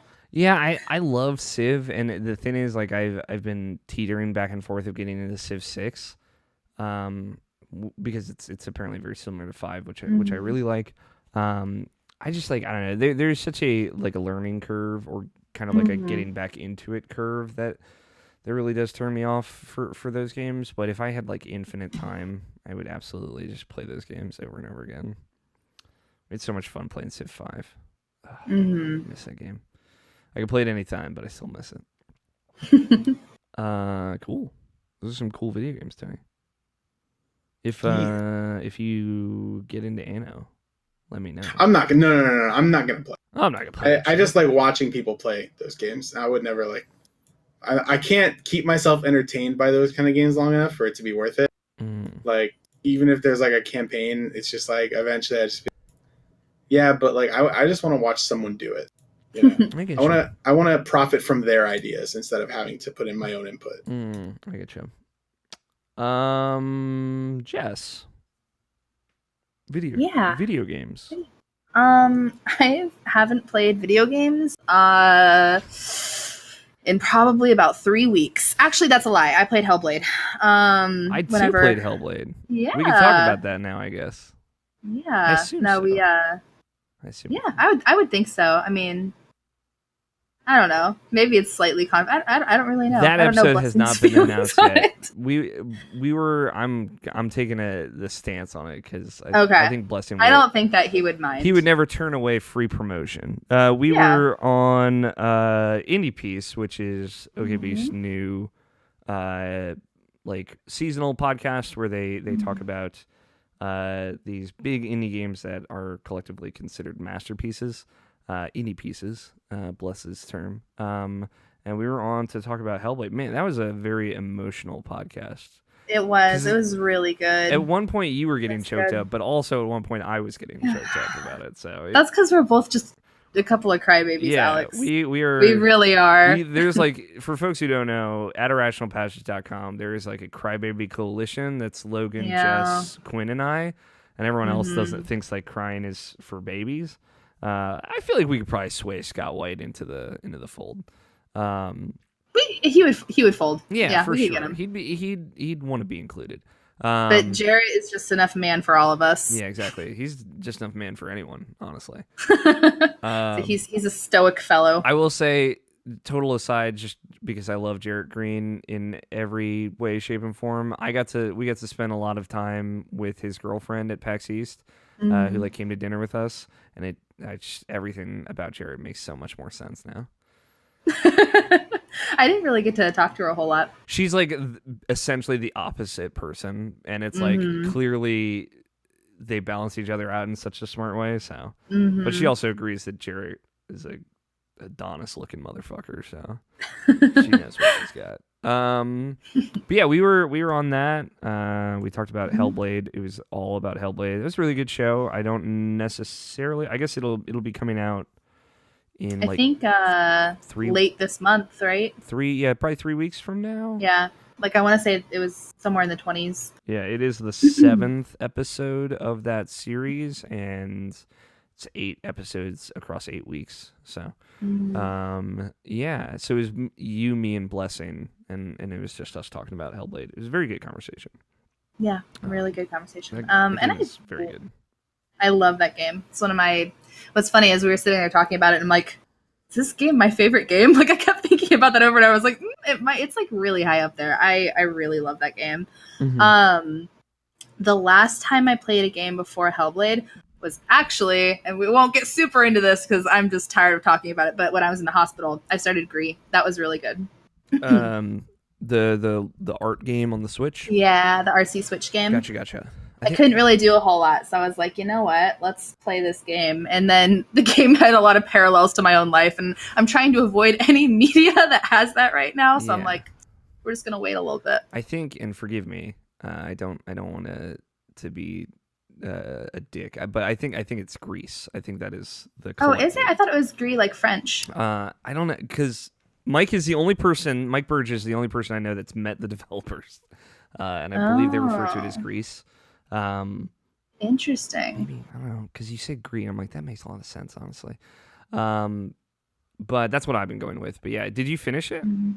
No, I'm like... Good call. Fair warning. Yeah. I knew I could already tell it was going to be like an emotional thing. So I was like, you know what? I'm going to get through like the first like 2 areas, and then I'm just going to pause it. Just gonna hit the pause button for a little bit. Yeah, it's great. It's absolutely phenomenal. It's beautiful. It's really beautiful. It's super beautiful. I would recommend finishing it when you're up to it, but obviously, I would say depending on where you're at, because like I played it last December, where I was in a very particularly bad space, and yeah, I was just a mess at the end of that game. But it's quite good. I'm a big fan of it, and it's very like I love that there's no spoken dialogue in that game at all. And I'm a big fan of that kind of indirect storytelling. And I like, because I talked to some people about it, and depending on who you are, I think you will get different things about it, different things out of it, I should say. And what I got out of it was different from what a lot of other folks did. So. Hellblade, did you finish Hellblade when you replayed it? No, I didn't. I got past the first 2, Valravn and Cert. And then I got to Hell's area, but I just ran out of time. But I've beaten that game like twice already, so I know it fairly well. But I've only ever played it I once. didn't finish it last time. Yeah, I got through Cert, and I was in the Valravn area. Yeah, man, like here I'll Nabashin, you're my moral compass. Should I would building up Hellblade, would it be appropriate to dunk on God of War, or should I should just avoid dunking? I feel it's fine because we all know where you stand with that, and I think it's to prop up something that's not really known to something that's really known. It's a good like barometer of what you feel. I think, cause I don't unnecessarily like being negative. It's just like to think that those games came, and we talked. To be fair, I tried not to, but we did bring up God of War a lot in that conversation we had with Blessing. And I'm like curious because Blessing didn't really tell us, but I'm curious where he would put Hellblade in comparison to God of War. And Jess, you're also someone who didn't love God of War, so. You know what's funny is I feel like, because I'm like best friends with Moises and Caitlin, who are like the most vocally anti-God of War people on the entire internet, I'm pretty sure. Yeah. I get lumped into that also. And like I didn't hate it. Like, okay, so I didn't hate it either, is the thing. So. Yeah. No, there are definitely issues with it. But like the gameplay is super fun. Yeah. I love the Leviathan axe. I think it's like really, I don't know. There are lots of things that I really liked about it. I had fun playing it. I like the environment. I like the mythology of it. I like going through the portals and going to the different like realms in Norse mythology. That's really cool. But yeah, I feel like I get lumped in with that a lot. You're right. That is totally fair. Because we talked. I'm just going off what we talked about on that show in particular. Yeah. But I just think that you look at the way God of War presents its mythology, and I think it's straightforward. Like the Norse mythology in that game is very straightforward, and I think as far as like someone who had never heard really any Norse stories before playing Hellblade, which I did play before God of War, like I think it does a really good job of kind of like onboarding you to the gray area that is Norse mythology. But I think like the way Hellblade is like feels like these stories told over a campfire, right? Like, and a lot of that is truth. Like the way he tells stories and the way his inflections and his cadence are very like, he seems like a master storyteller, right? Like that kind of like a bard-esque character that you would think put in a totally different myth. And I like that the stories that he tells are very obtuse and abstract. And he talks of like gods and fire giants and these things that in the world of Hellblade might not necessarily be real. It's hard to kind of tell what is myth, what is true in that game, which really works for it. But in God of War, like, you know, it's very much more like we're walking literal. Yeah, it's literal. We're walking past the corpse of a giant right here, and it's like, okay, like I get this, and I this is it's very visibly fantastical, and it's very out of your world. Where like there's like an uneasiness in Hellblade that makes you like the Norsemen feel real, right? And the way that they carry their beliefs through this kind of more real, dirty, grounded environment, I think is unsettling in a really powerful way that like again, everything works and complements each other in Hellblade. No, what I think is interesting is you have two stories that both rely on Norse mythology, but like in many, many ways are complete opposite from one another. You have Hellblade, where it's like it uses Norse mythology as stories and like to connect it to human experiences and like storytelling, and you have God of War, where it's like embedded in the plot and it's used as plot rather than just story. With God of War, it's more about it being an epic and being it's like a tale of its own, whereas with Hellblade, it's more of this human experience, and it's not an epic. It's just about this. I don't know. It's using that as a way to kind of connect us to these people, because I mean, we all have our own stories, and we talk about this a little bit in the podcast. Like, you know, this is the stuff that these people shape their culture around. And with Hellblade, we're not even sure how much of this is actually really happening to her. It could just be, you know, like the things that she's consumed, these stories that she's heard, like in her kind of forming her own journey that she's taking based on that, you know, whereas it's just very literal in God of War. So they're done entirely differently. Yeah. And I don't know, because like God of War portrays the gods as monsters out of spite almost, right? Like they're kind of these hateful overseers with very few redeeming qualities.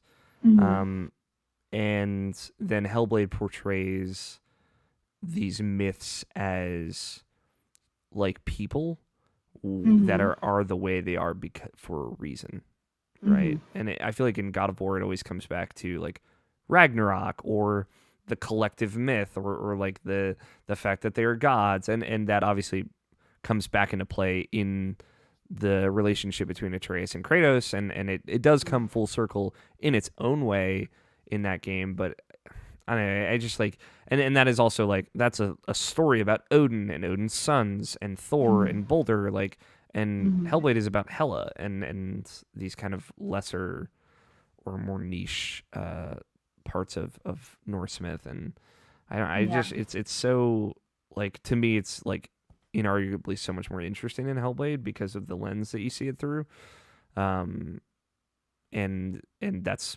partly because Senua is just like one of the most incredible characters in video games, but and Kratos I think isn't, but they certainly do a great job of trying to get him there in that game. But yeah, I don't know, just Hellblade, like thinking about those games coming out 10 months or like that game August to April, so 8 months apart, right, is like just it's wild. And like, you know, to be fair, they both found success and they both did well for what they were, so they didn't cannibalize each other in any way. It's just I feel like Hellblade doesn't get the credit it deserves for the way it poses and creates this story around Norse myth. I don't know. No, I completely agree with you. Completely. I'm sorry I lumped you in with the God of War haters. Yeah, come on.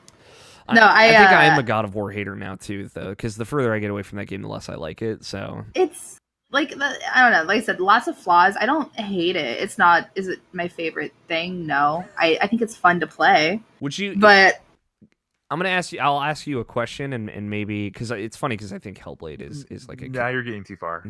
No. There's just one question. Hey, you, man. I'm just saying. Like it just like because I think it evokes a visceral reaction, and it evoked one in me. Would you say that God of War is mechanically like, or just like for what it is, like the best game of this generation, like a generational gap, like a touchstone? No. Okay. I don't think so. Okay. I'm trying to think like of the PlayStation like library, or I guess, or of just like, like I guess of like this era of this current video games, like this is the bar. No, I would say that it would have to be something on Switch for me, probably. Okay. I think that they've been putting out the most interesting things since its creation. I wonder if the people that told me that would still feel that way all these months later. I wonder if it was like in the moment, like rose tinted glasses. I don't know. And that's something that like I kind of wish there was more content where people who had these strong opinions and I guess Game of the Year stuff sometimes does that, but like it's always interesting to revisit that stuff, especially because like the public opinion, especially on God of War, from when it came out to 6 months or a year later, is just like incredible. Yeah, it's very positive. There are a lot of people who changed their mind. There are people who didn't like it at first who really love it, and just vice versa. There's a lot of people who really loved it, and they're like, the more I get away from this game, the more I hate it. And it was interesting to see that happen. I feel like I definitely saw less people that disliked it after time had passed.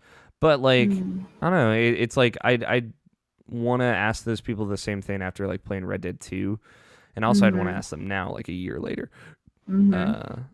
It's just like it's such a hard thing to answer, but like I think weirdly enough, like Hellblade I think could be a cornerstone for this generation, at least for me. I know Logan Wilkinson thinks Hellblade is. Oh wait, you were saying Hellblade is no, I thought you were saying God of War. I was saying God of War. I'm just saying in the weirdly enough having this conversation now, like I would probably put Hellblade in my, as far as like games that changed like how I see games within this generation, like a touchstone for me, like culture wise, and also that there's no game like Hellblade out there. I think Hellblade is going to be one of those games that's a cult classic. It did really well for what it was, and I think it's very apt that Blessing chose it for Indie Piece because of that. And I think that it will be remembered, and it's going to be one of those games that, you know, we might see more like people playing it even 10 years from now and kind of going back to it and be like, wow, like people kind of slept on this. Yeah. I think it'll be a cult classic. It did a lot of really great things, and just the fact that game could come out with that small of a studio with like it's incredible. The motion, I mean, we talked a lot about this, like the voice acting, the motion capture, like everything about that game is just really impressive. The environments, the sound design.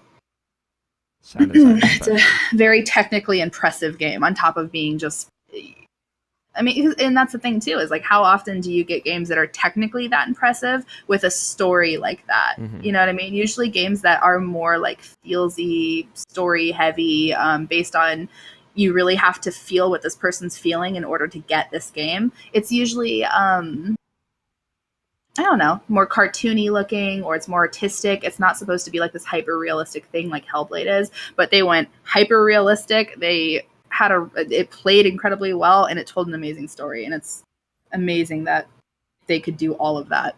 Yeah.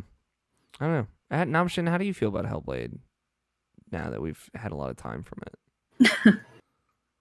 I still really enjoy that game. I still enjoy that game a ton. It's not really in my consciousness that much anymore.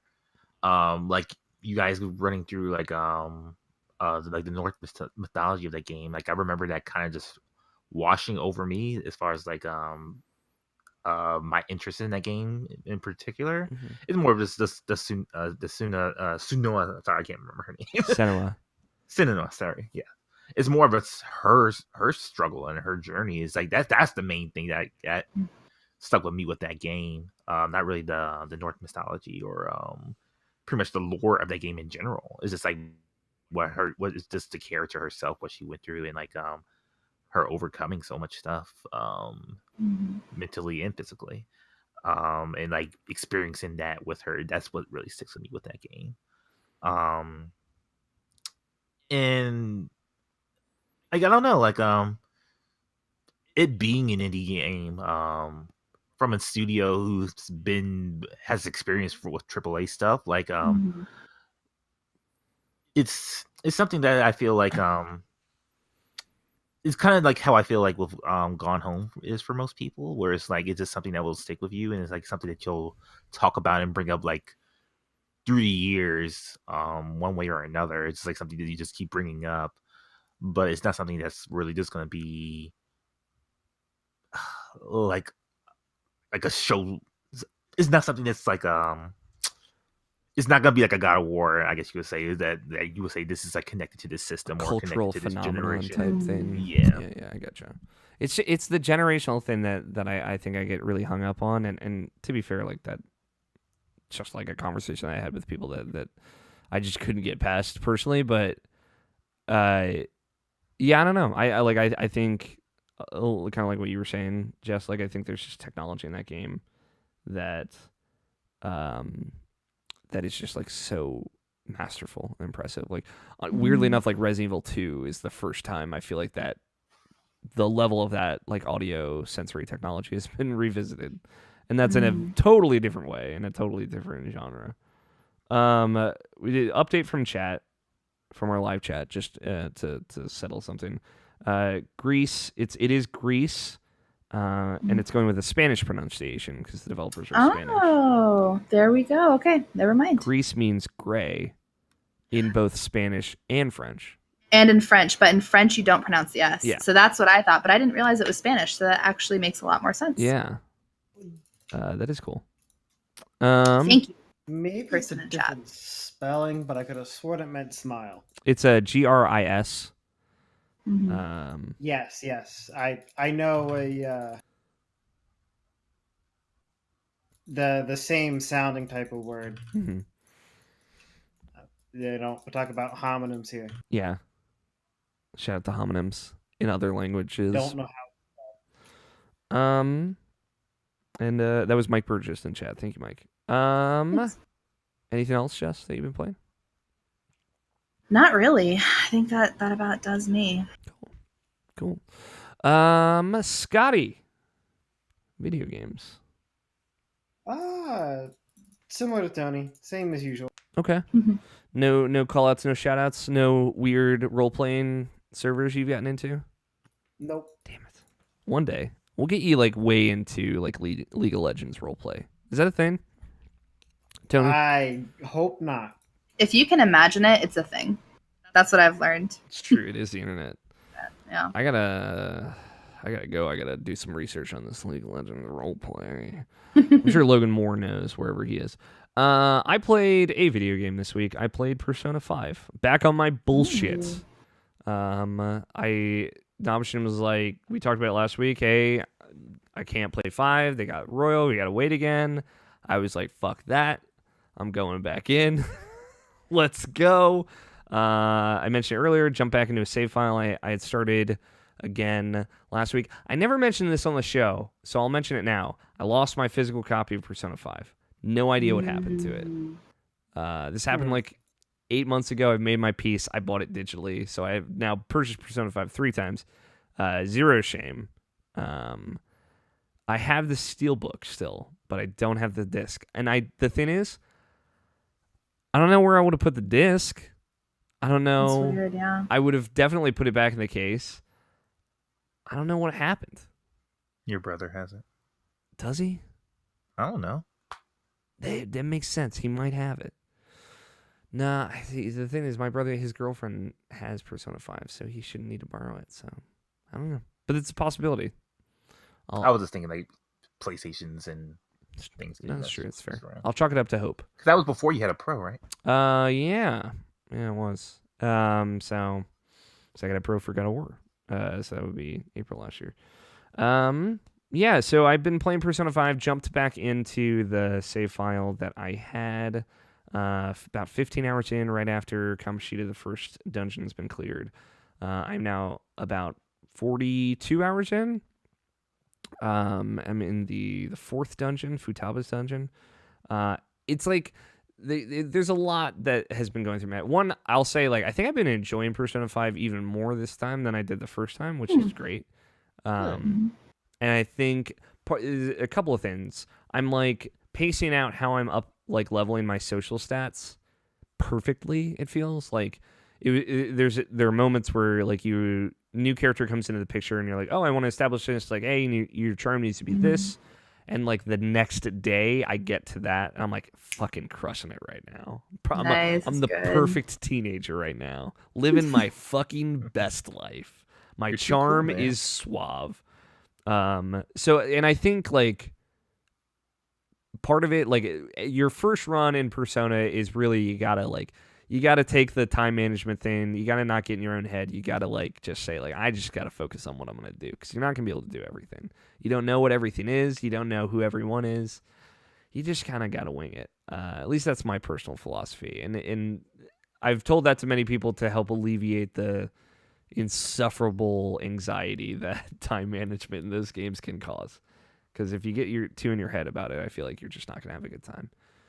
But so I'm balancing things. I know how to up the stats more. I know things like, man, I should put more time with Kawakami because it will save me time in the long run. Things like that, things I wouldn't have known before. And this is really my second playthrough. Like I did a little bit of a New Game Plus, pretty far into it, but I never finished that. So I'm considering my second playthrough. It's not New Game Plus. It's just like going through it again. Did you New Game Plus when you were playing 4, Naoshin? Yes. Okay. I do love the New Game Plus. It's good to just not have to fucking stress about stuff. Let me just buy this Persona from the compendium, and you did. But yeah, they're just a lot of things that stick out to me, maybe more or that are resonating with me more. I feel like I'm enjoying the character interactions a lot more. Like, I forgot how great like the text messages are. Like, there's one time when you're researching a palace that you're trying to get into, where Yusuke just like is like going off on a rant in a text thread about all this stuff that he found out online about this concept. It was about Medjed. And it's just like a awkwardly too long text message conversation, and at the end Makoto's like, that's enough. it's very fun. It's like, man, I forgot how good like texting your friends in this game is, and the group chats and how fun they were. But a crazy thing is like, man, I'm 40 hours into this game. I don't even have Futaba in my party, who's like easily my favorite character. And it's like, man, there were 40 hours of this game without this character that is like so fundamental to my love of this game. And it's Mass Effect 3. It's great. It's super like very good comparison. It's crazy. But like, it's just like, I love that because every time somebody joins the group, like it tonally changes a lot, and the vibe changes a lot.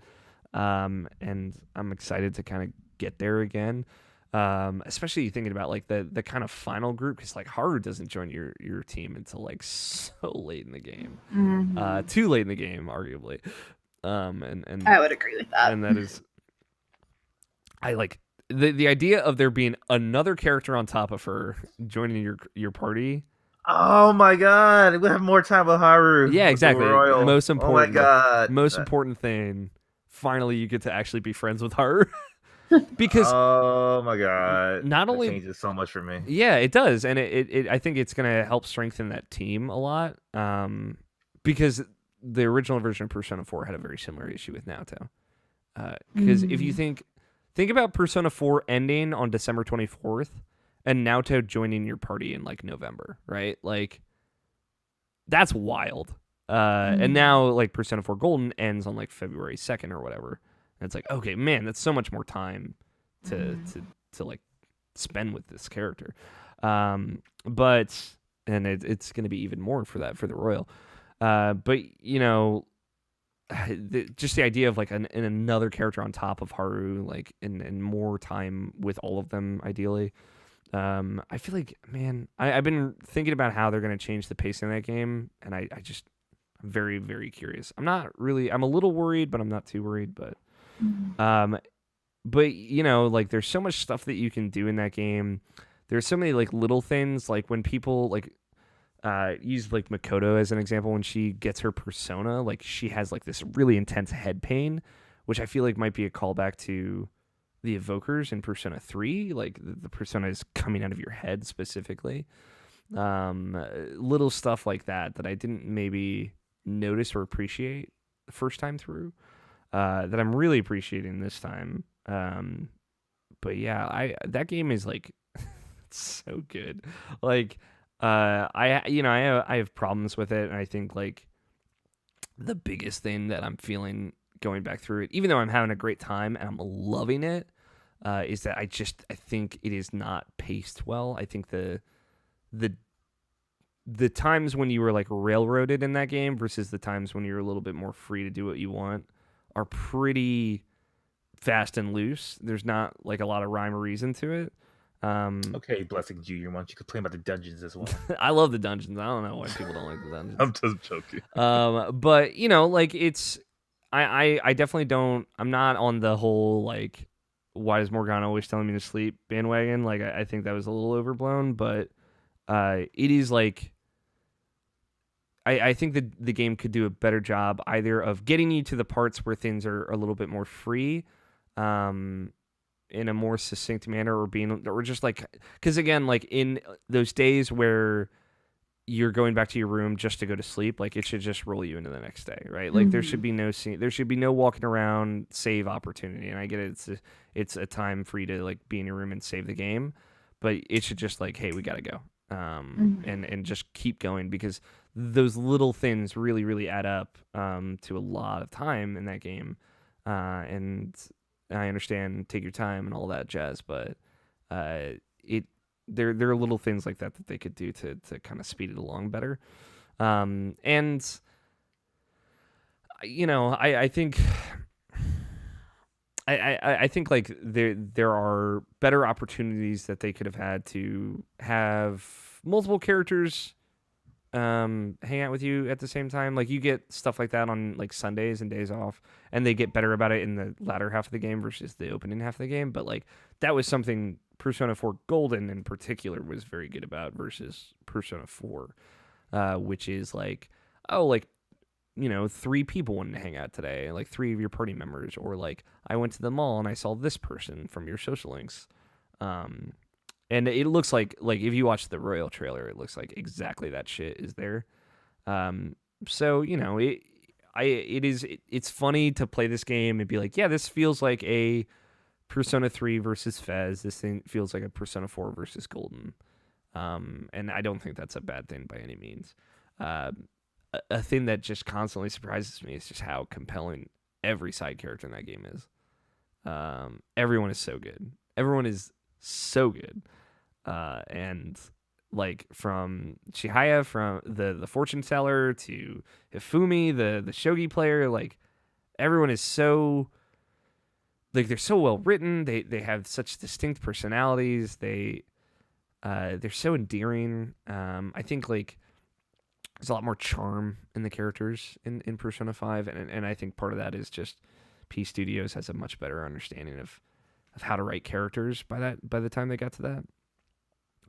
But yeah, they just did such a good job with all the kind of social link type stuff in that game.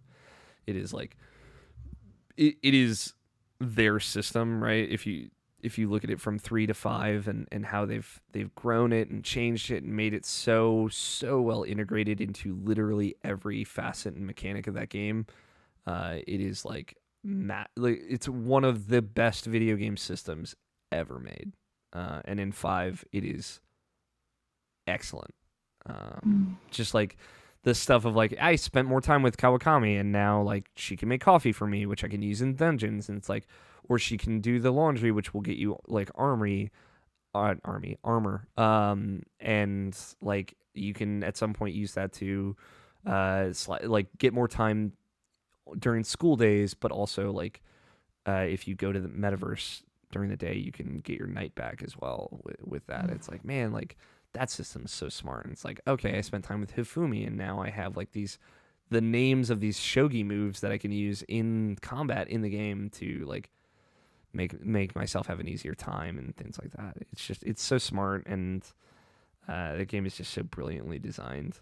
I just can't wait to play it again with more stuff. Mm-hmm. And I'll say like, going back to it and replaying it, it is like I said, even better the second time. Partly because I know how to play it better, but also like I see the subtext more, and I see the foreshadowing more, and how they're setting up the final act of that game, stuff like that. But that's really all I've played. I bought My Time in Portia, which is a little farming game. People have often called it 3D Stardew Valley. It just came out on Switch, and I guess it just right. Okay, this sounds like my shit. Don't get too excited. I've played a little bit of it. It's a little rough. Really? Yeah, I mean, like I think it's a very simple art style, and I haven't spent a lot of time with it yet. I'm still in the tutorial, which I'm sure will last way too long. But it's like a little framey. It's a little hitchy. And I guess it just went into 1.0 it came out of early access on PC, which is where it was before. But, thoughts are still developing. We'll see how that goes. Because it sounds like my shit too. But that's all I've been playing. We don't have any news today, so I think we could probably just jump right into the next segment. We don't necessarily need to take a break, unless do people need to take a break? Has anybody got those bladder pangs? I mean, you probably do. I'm sure you just speak for yourself. I do a little bit. I could probably get through the rest of the show though, because we just got the mail sack and bets, so I think we'll be okay. I'm having a moment trying to find this cord over here, y'all. I think I got it. We got it. Let's take a peek in the mail sack. You can be a part of the show yourself by tweeting your questions at IrrationalPod with the hashtag IPQ. You can also email your questions to mailsack@irrationalpassions.com, or send us a voicemail 404-590-1337. And then you can be in the show just like us. We're all in the show. You could be in the show. How's that sound? Jess? Sounds wonderful. Why wouldn't you want to be on the show? It's the best show. It's the best show on the internet, I've been told. Second only to the Giant Beast Cast, which is the best show in the universe. So can't beat that. Let's take a look at the tweets. We did get some tweets. And I gotta... Because... people are poor, like, I tell people, hey, tweet them at IrrationalPod, hashtag IPQ, but people have trouble following directions, and they just reply to my account and tell me, so I have to kind of pull up multiple things here, so forgive me. Wow. But, sounds like some tweeters need to get their shit together. God. I trust the tweeters to some extent. Let's start with this one. It's mostly for Nabishin and myself. Quentin Hoffman at Quantum_Arbiter says, hey pal, how has the reception to you and Nabishin sharing your top 50 games been? And has that provided any insight from your peers? It's a good question. How do you feel, Nabishin? What insight have I gotten back? How is the reception to it, and have you gotten any insight from your fellows? I gotten some responses. Just saying like, "Hey, I really enjoyed it." I'm like, "Hey, thank you. You should do one." And they're like, "No." So. Yeah, that's not what I said to you though. I said yes. You were made to. It's true, but I still said yes. Come on, man. But no. it's something that I greatly enjoyed doing. It's it's weirdly one of the most proudest things I've ever done. Even though it's like on a platform like Twitter, so it was like whatever. But like, I'm really proud of what I did and the time I put into it, and like, having that somewhat inspire other people to do it. Like, obviously our friends Nicole and Brandon did it, and like, they were stellar to read. I would like to read more. If anyone wants to do one, I would greatly like to read it. So, just let me know, and I would like to read yours and like put it out there. Yeah, same for me. I love it. Going through the folks list that did do it. Very cool. Yeah, I don't like. I appreciate the folks that went through the list and liked all the games that they like on it. Which I would encourage everyone to do. It's cool. It's good insight to see. Like, oh, this. I feel like people would like it if they would also put it on their top 50 list, which I appreciate. Yeah, it's good reception, good vibes. A lot of people, same deal, saying like, I like this list, or like, this is a cool idea, it's fun. And I'm like, you should do it, and they're like, no. No death threats though. No death threats. So good. I think Twitter might be okay for me, but I'm not the target audience, let's say. Which is someday. Well, like with Twitter now is like, other than like changing my night mode to like day mode and like at random now, which is pissing me off. Like I don't even get like replies back really anymore. Like if I do, it's like someone I follow every day or someone I talk to on a regular, like Jess or me or whatever. Yeah, so like I get replies from you, but I don't get replies from like other people. I would have to like actually look for those type of replies. So it's weird. The thing is, I found is I don't standalone tweet that often anymore.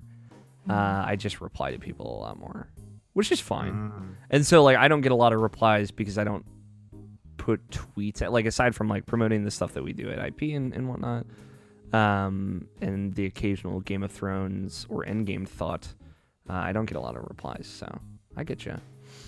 Not a bad thing though. But yeah, I would say like insights I've gained. I think some people were pretty surprised at where things ended up being on my list, and where the ranking of things were. And I think the most insight, weirdly, I got was from talking to you about it, Nobshin, and that conversation that we had and that we recorded of like, where would Final Fantasy 15 be on your list? Like things like that. I thought that was fun. And again, you can listen to us talk about it. There's actually a video version of it as well on YouTube. We have a video version of our insights. of our insights. But it was fun. Like that was a very like introspective and retrospective look at it. I got a lot out of that. Yeah, but that was fun. Thank you, Quinn, for the question. That I honestly, I do implore people to like put some thought into it and like actually, I'm not saying like that. I meant more of like, just think about it. Just like think about where you would put things on, not necessarily a list, but like how much you value something. Like what's the most valuable thing, like if something that you're really passionate about. Like if I was thinking about recently about like if I were to like to apply this to other stuff, like to movies or something like that. Like I said, my list would be terrible as far as movies, because like it would be nothing but literally just cartoons. I'm a cartoon guy. Hell yeah, that's my life. I love that type of shit. And like like I can't really like give like insight and like as far as stuff like I couldn't put like something like Citizen Kane on my list or something like that, or something like that. It would be like Cloudy with a Chance of Meatballs, my favorite movie of all time, would be number one. And like that's just the type of person I am. So yeah, I don't know what to tell you. Yeah, I don't know. But I think like to some extent like the video game list is that as well, right? Like but I feel that defines you more as a person as well, because like something like Hellblade or Night in the Woods for me, or like like something that really touched you and like how you place that for yourself as far as all the fucking video games you play. Yeah, I think that really speaks to what kind of person you are. Yeah, I think when making lists like that, it's just important to remember that literally everything is subjective, you know? And I don't think that makes that makes your opinion, your reviews, your list, whatever, less valuable. I think that it's something where that is a good thing to kind of, not necessarily to show other people, but as a self-reflection type thing. It's nice to have those. Yeah.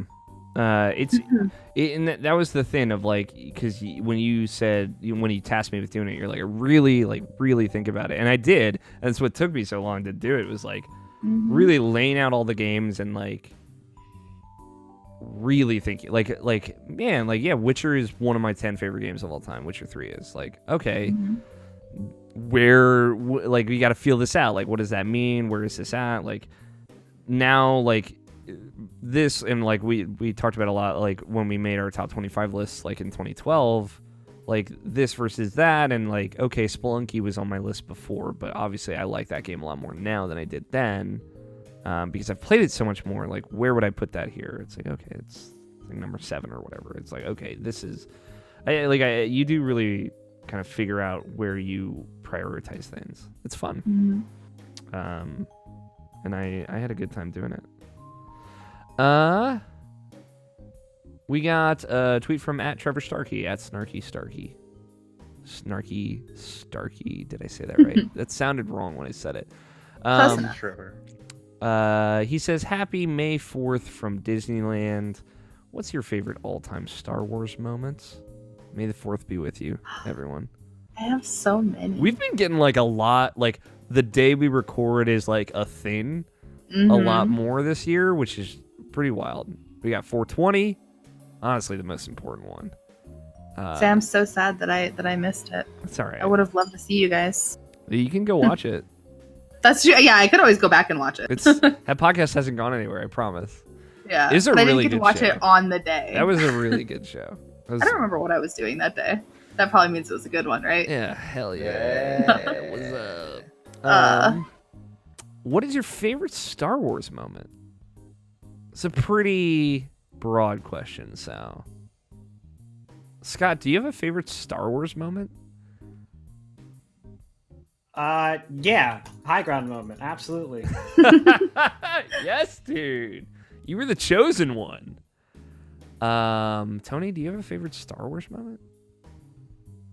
Tony, do you like Star Wars?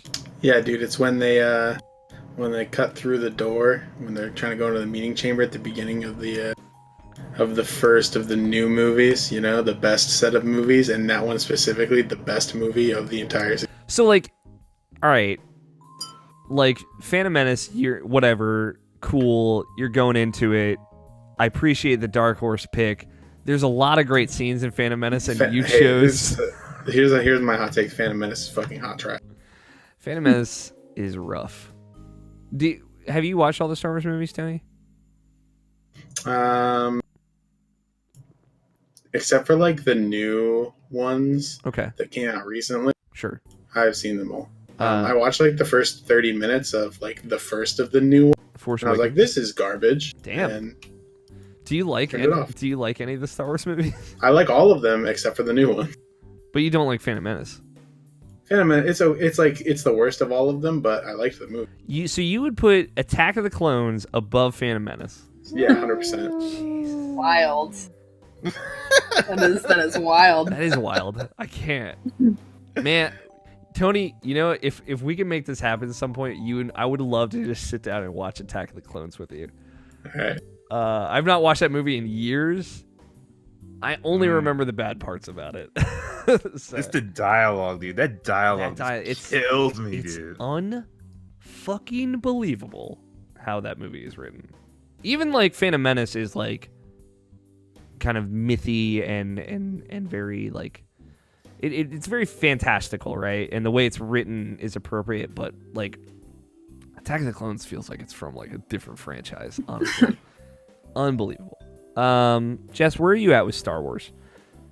I love Star Wars. Oh, I didn't know this. Okay. Oh my gosh, yeah. I absolutely love Star Wars. Like that, one of the first like movie series I remember. Like I remember we had the VHS like trilogy set that had all three, and like it was super beaten up. But like, when I was a kid, I used to like put in the tapes, and I'd watch those all the time. Was it the gold one?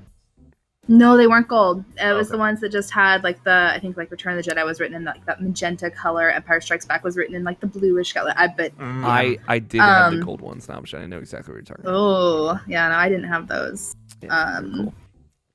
But yeah, no, I love Star Wars. So I have a few that are up there, which it's interesting because like I tend to not like the newer ones as much, but I feel like two of mine are from the newer ones, and then one is an older one. Mm-hmm.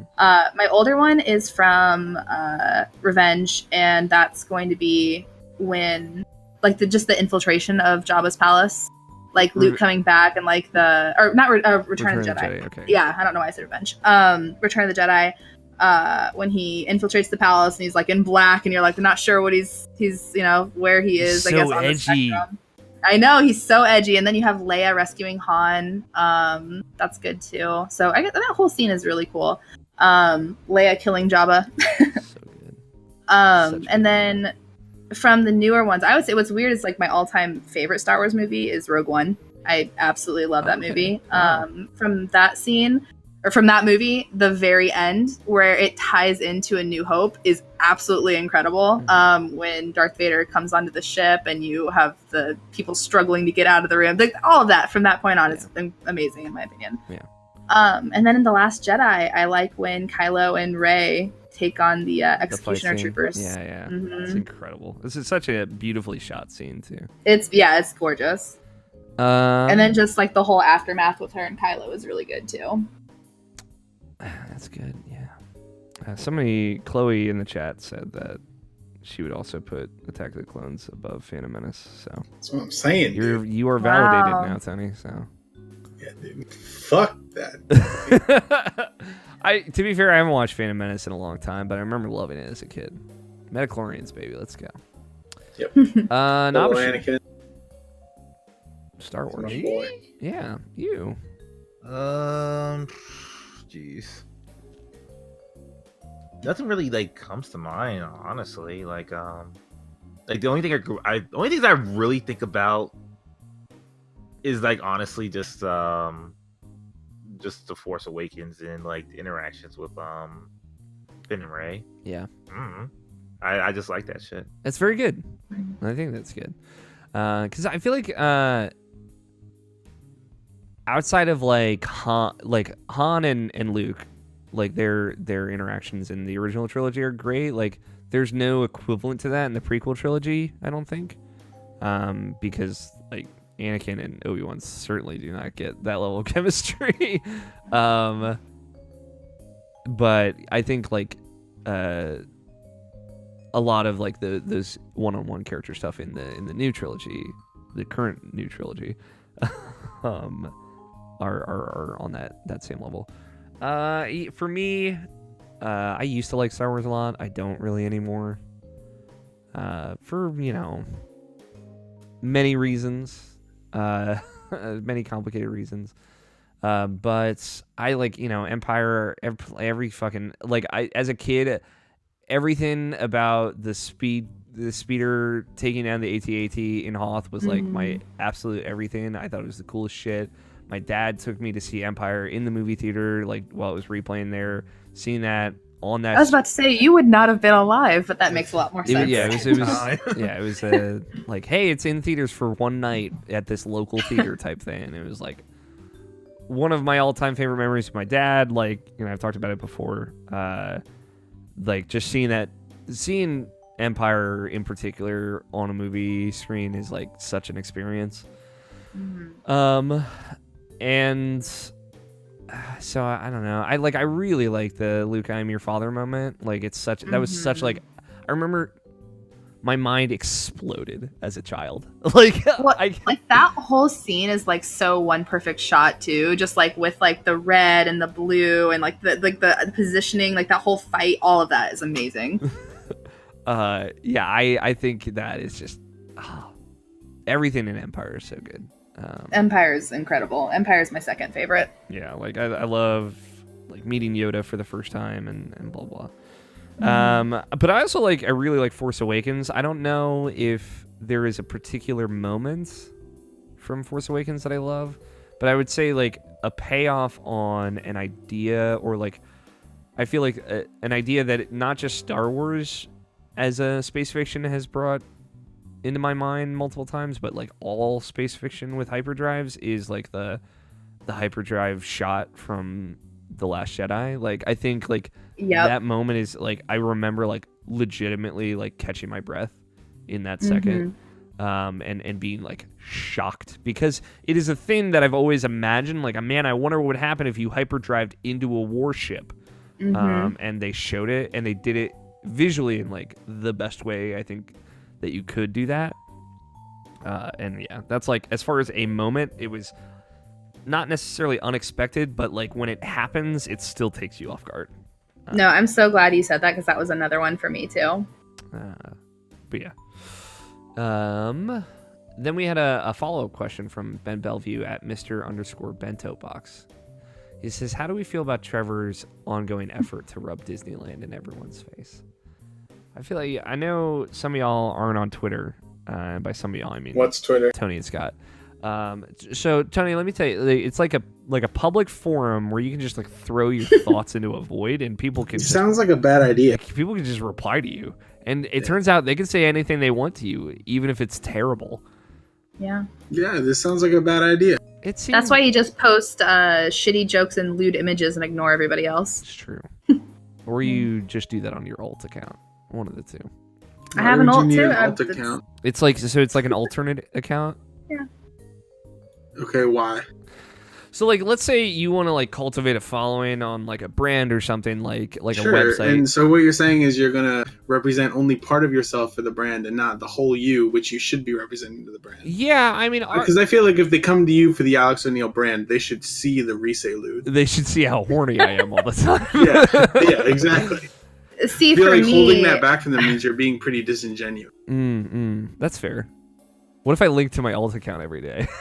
No, it's not for the good you just shit. Need to put the quality content on your Twitter. What were you gonna say, Jess? I would say for me personally, I post lewd images, so it's like I don't necessarily. I mean, I don't really care, but I don't want to make people. I want you to elect to see that. I'm just saying, So... if you check the little Twitter, thing on irrationalpassion.com, it got way more interesting once Jess joined. That's all I'm saying. I know. It's what's funny is like I think that within like 3 days of you putting me on there, I posted something weird, and I was like, man, I'm really dragging them down. No, absolutely not. No, we knew exactly what we were getting ourselves into when we watched everything. No, George the other day, to throw him under the bus, he requested to follow my alt account, and I was like, you know what? Sure, George. He found it? George he found it, yeah. I know George hasn't found my I'm not super secretive about it. Fair enough. I mean, I don't really care, but... I know George hasn't found my alt account, but that motherfucker, he is literally amassing a folder of dirt on all of us. Oh, God. I love him to death. Well, congratulations to George. I handed him a shovel. Yeah, congrats to George. He graduated yesterday. I'm very proud of him. Fucking nerd. Just while we're talking about Star Wars, Chloe in the chat did say when Grievous takes off his cloak and unveils his forearms, peak cinema. That scene is unmatched. And I just wanted her to have her moment. Yeah. Really represent herself. I love friend. Chloe with my whole damn heart. She is perfect. Yeah, she's great. At Echo Chloe on Twitter. That's a good follow right there. That's 100%. Also, that's 100% of her brand. Bot account. Yeah, her bot account is very good. The bot account is fucking amazing. It's honestly, I think that like from liking so much of what the bot account posts, I've completely fucked up my algorithms because now I only see the bot. But that's all I need Twitter for anyway. It's true. So I have there's like a little group thread on like a DM group thread I'm in on Twitter for like some folks that hung out during PAX East. Yo, I'm in that too, and I don't even look at it. Oh yeah, no, that's the ones that Moises is in. Yes. Yeah, because I've seen him talking on it before. All we talk about is the Chloe bot account tweets. So yeah, it's good. It's so good. Why is Trevor ruining? Is he trying to ruin Disneyland by rubbing it in everyone's faces?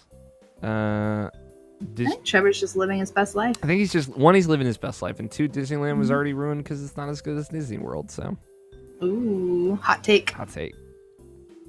That's like that is like take that Twizzlers and Red Vines. This is the real East Coast versus West Coast debate. Yeah. That's always like it is like, you know, when growing up, like having gone to Disney World like 19,000 times as a child, my parents really did like, they're like, man, fuck Disneyland. Like, Fair. I also had this experience. yeah, it's like intensely too. It's a lot. Also, Logan Wilkinson just texted me saying, "Man, Endgame is a motion picture, Alex. Man." So, Logan finally saw Endgame. Congratulations. That's it. Those are all the questions that we got. Thank you everybody for tweeting your questions in. We very much appreciate it. Real quick before we get to our final segment, just a couple of quick reminders. If you like the show, please rate and review us on iTunes and Stitcher, Google Play, Spotify, wherever you listen to it. It helps the show out a great deal, helps us out a great deal. And you can get updates on when the show's out, when we're live, when we're streaming, when we're posting stuff on the website. All that stuff's on Twitter, funnily enough, at Irrational Pod on Twitter, Irrational Passions on Instagram. George does a great job wrangling all those things. Now he's done with school. I feel like he's going to do some weird shit on there, so you should really get in on that. Check out our other shows like Inputs, Video Game News Show. They're coming up on episode 100. Very excited for them. And Video Game Book Club, we're recording episode 2 of BioShock 2 on Monday night, 8:30 Eastern time. If you were listening to the audio version of this podcast, you already missed it, but it'll be out soon. And for everything else, Irrational Passions, irrationalpassions.com.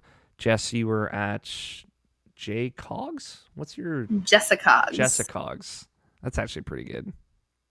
I wish that it was actually like the way that I wanted to spell it, but it was taken, so I had to put an A there instead of an I. I want it to be Jessicogs. Oh, that's pretty good. But I had to go Jessicogs. Jessicogs is also pretty good.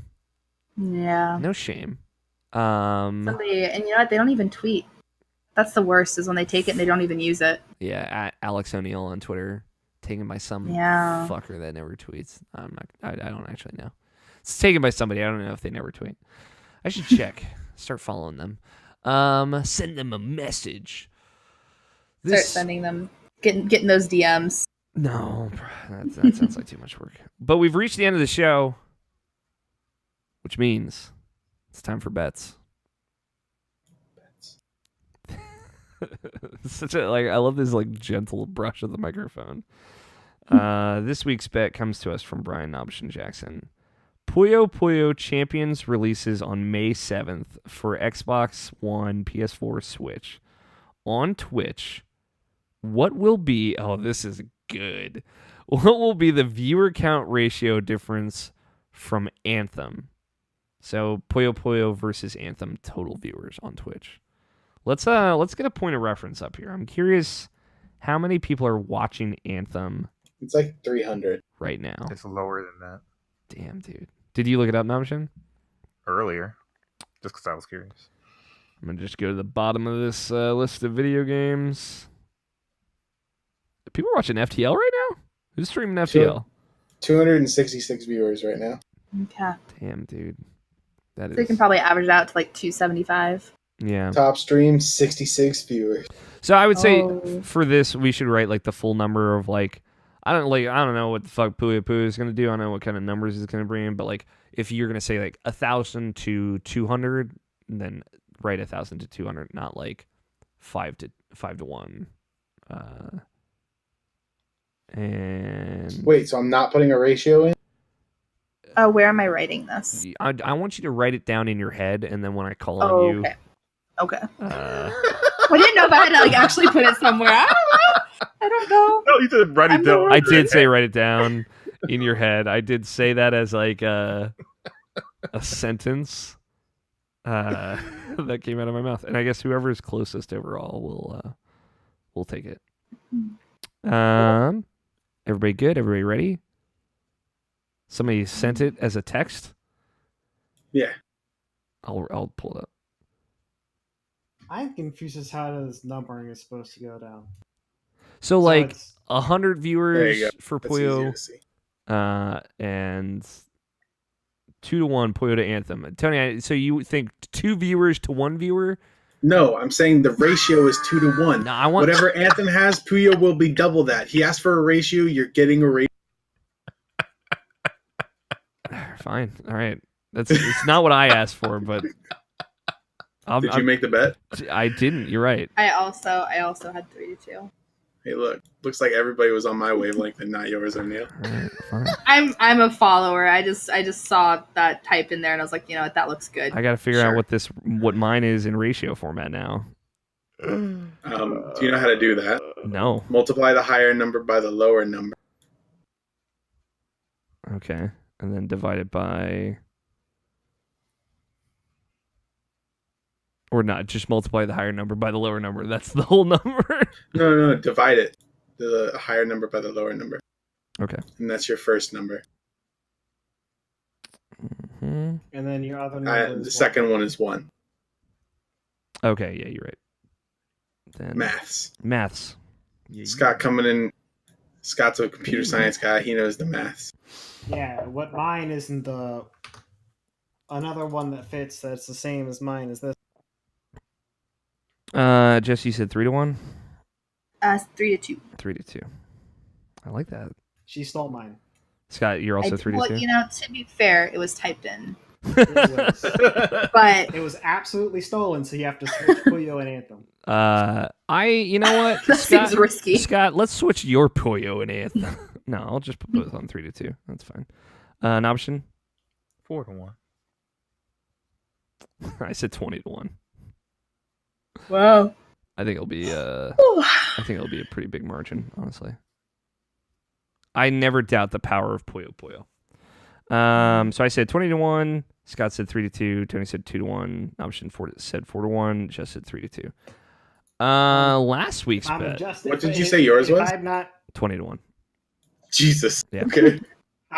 Since we're not gonna switch hers around, I'm changing mine. Okay. No, here I'll change mine. I did type it in last, so let's Don't let Scott fucking pressure you. Don't no, let him. it's okay. It's all right. We're gonna go. It's a stolen bet. It's against the spirit of bets.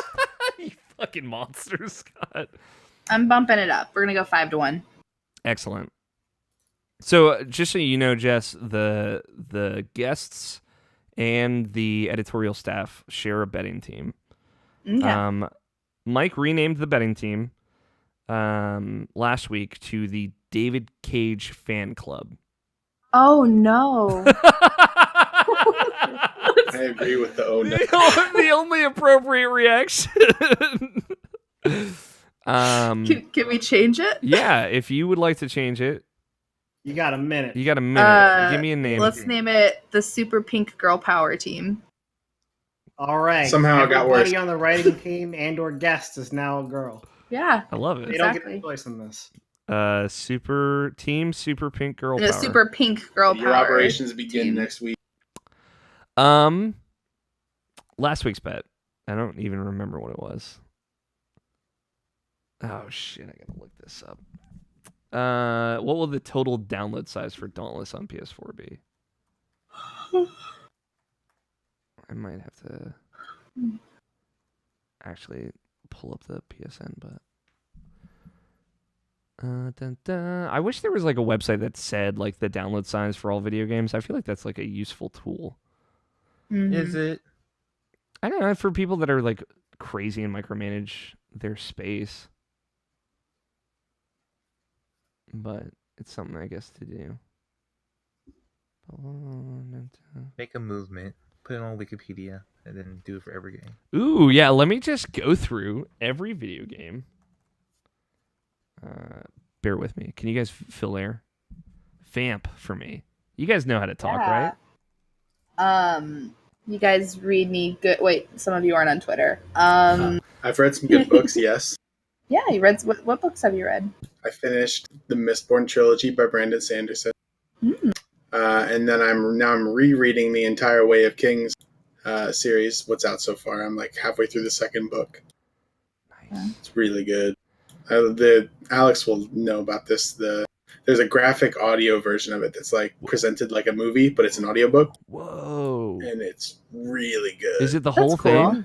It's the whole thing. All 3 books so far. That's crazy. So there's like a bunch of different voice actors for each of the roles, and like a narrator, and there's like music and backgrounds and sound effects and stuff. It's really so yeah, I purchased that, and I've been listening to it, and it's been a fucking ride because it's been like half a year since I read the first book, so it's been really cool to go back after kind of going through this entire 3-book epic. So you know what's news? In the last 7 days, Dauntless was delayed till summer on PlayStation 4. So fucking we'll just never know. And that bet is void. Bet is void. Actually, it's not true. The bet will be decided when it comes out. Yeah, we'll decide the bet when it comes out, I guess. Mike's got 6 points writing on this. So. Yeah, you want to start a side bet now? Sure. Side bet. Alex will forget to actually finish this bet. What are the stakes? And you decide the stakes. Tony has to tweet out his top 50 games. I mean, that wouldn't be that hard. You say one that. tweet per game. Yeah, 1 tweet per game. All right, that would push me past 4,000 tweets, I think. Hell yeah. If I lose, I have to pick a different girl on Persona 4. Whoa, no, that's too mean. I know that's No. That's cruelty right there. Thank you. I don't know why I said that. Yeah, come on. Persona 5, the Royal. No, You have to date that's this even movie. more cruel. That's why I picked. That's why I'm doing it. I mean, obviously, it's up to you if you want to take the stakes of this bet. And it will be. Are we done vamping? Oh yeah, we're done vamping. No, dude, this bet is not. We're not done yet. You listen. I was too busy writing the titles, dude. I wasn't even really. I was halfway paying attention to what I was even saying. That's why I said something ridiculous, like I just said. Yeah, we do stakes, man. I don't care. Tony said that you have to. What's even the bet? I don't even know what we're talking The about. bet is that Alex will forget to resolve this bet by the time that game comes. Nice it is. I'll certainly won't forget now. Yeah, that's fair. Fight is the greatest motivator. No, I'm looking out for my fucking boy. Nabisha, I'm not trying to hurt him. I'm not trying to Fight and friendship. do him dirty like this.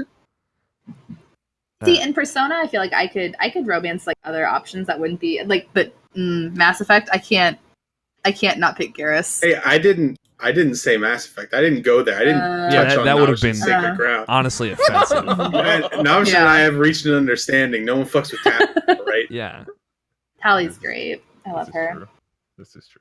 I gotta go Garrus though every time. There's like one time that I tried going for Thane, and then I got to the very end. I was like, I can't bang him. I gotta go Garrus. I can't fuck you. Now that this has become a conversation, I don't think the bet will work because there's no way in hell you forget. Yeah. Yeah. I'll get you some other way, Nabisha. It's too real to me now. All right. We'll figure out a side bet. I do want to make a side bet with you two. I feel like that would just be fun. That's the end of the show. We did it. Jess, thanks for coming on. Did you have a good time? Thanks for having me. I had a wonderful time, as always. Of course. Well, I'm glad you did. Thank you to Danny Wiesner for our opening music of 2-Player Co-op and our closing music of The World Is Saved. Thanks everybody who tuned in live, who sent your questions in. We really appreciate it. Thank you, Scott. Thank you, Tony. Thank you, Nabishin, for joining me as always. I love you all. Big hugs all the way around. Thank you, Jess, for repping the brand. You're the best. You're the best. We're all the best. Well, I'll take we're all the best. Also you. I'm okay being the best as long as everyone else is too. That's it. That's the show. Thanks everyone so much for listening. I've been your host, Alex O'Neill. Play your games. Stay rational. We will talk to you all next week. Titles. Yeah. Hey, dude. I can't ride a bike. Jacob. Fat Cotton. Fat Cotton, no. The Irrational Anglers. High ground moment. Write it down in your head. And Jess, the Mass Effect trilogy is backwards compatible. Is that a reminder? That is a reminder. That's a reminder I have to give Jess and Andrew every time I interact with them. That's really funny. That's a good deep cut. I know. Voting for Cotton. Yeah, Cotton, man. The fat variety. Big or fat Cotton? Fat Big Cotton. Not Big Cotton. Big Pharma. Big Pharma. I will say Jacob Bryant responded to my text message. And just a reminder from the beginning of the show, I said, "Hey, dude, I can't ride a bike." And he responded an hour and a half later, "I can fix that."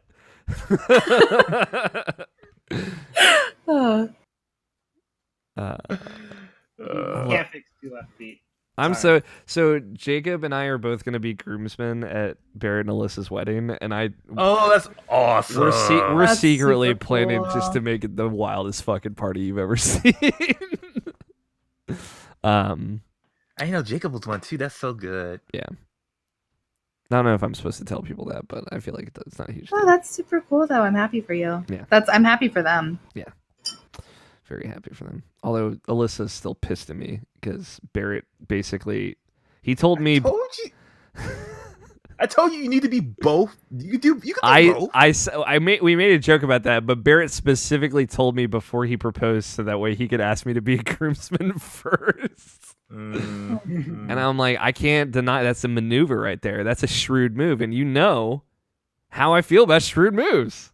I can't just turn a blind eye to that. We had a very funny conversation though. Jess, what do you like? What do you want the title to be? Can you hear him one more time? Tony? Fat Cotton.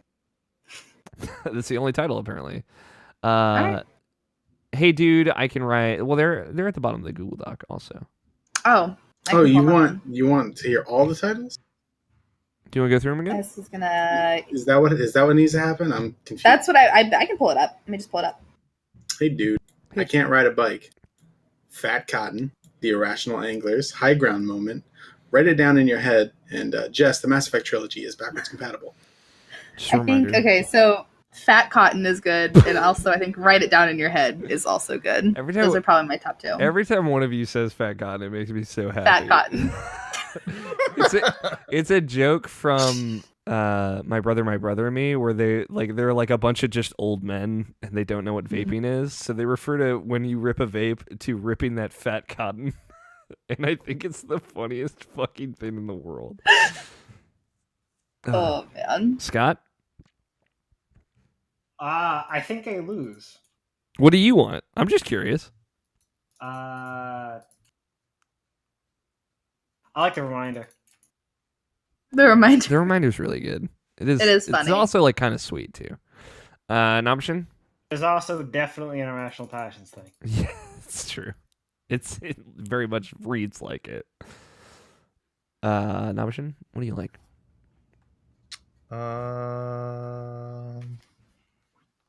I'm good with Fat Cotton. Fuck yeah, you are. Rip it, dude. I'm gonna write. Show me those clouds, bro. I will say the title this week, but I'm gonna write down what I want you to say, Jess. Yeah. Maybe I should just. Oh, I should probably pull up the doc then, huh? Yeah. Yeah, might help. Oh god, my phone is at 4%. Okay, we can get You got this. got this. I should just add this to the Google Doc, like the copy and paste format I have for it, because I typically write it down every week. Okay. I'll highlight it. It's in the titles, which is at the bottom. Not the very bottom, but the Cool. mostly bottom. Yep. When you're ready. You want me to say it? Oh, okay, I would say whenever. Say you know, if you want to put an inflection on it, this is your moment to shine. Much like all Okay. moments. Aww. Okay. You're listening to The Irrational Passions. Whoops. You know, I've heard it's up to interpretation. The artist can. You're listening to the Irrational Passions podcast, episode 422. Fat Cotton. It's just really funny to hear. It's a funny thing. It's awful. It's absolutely awful. Awful. Thanks everybody so much for watching. Y'all have a good night. You guys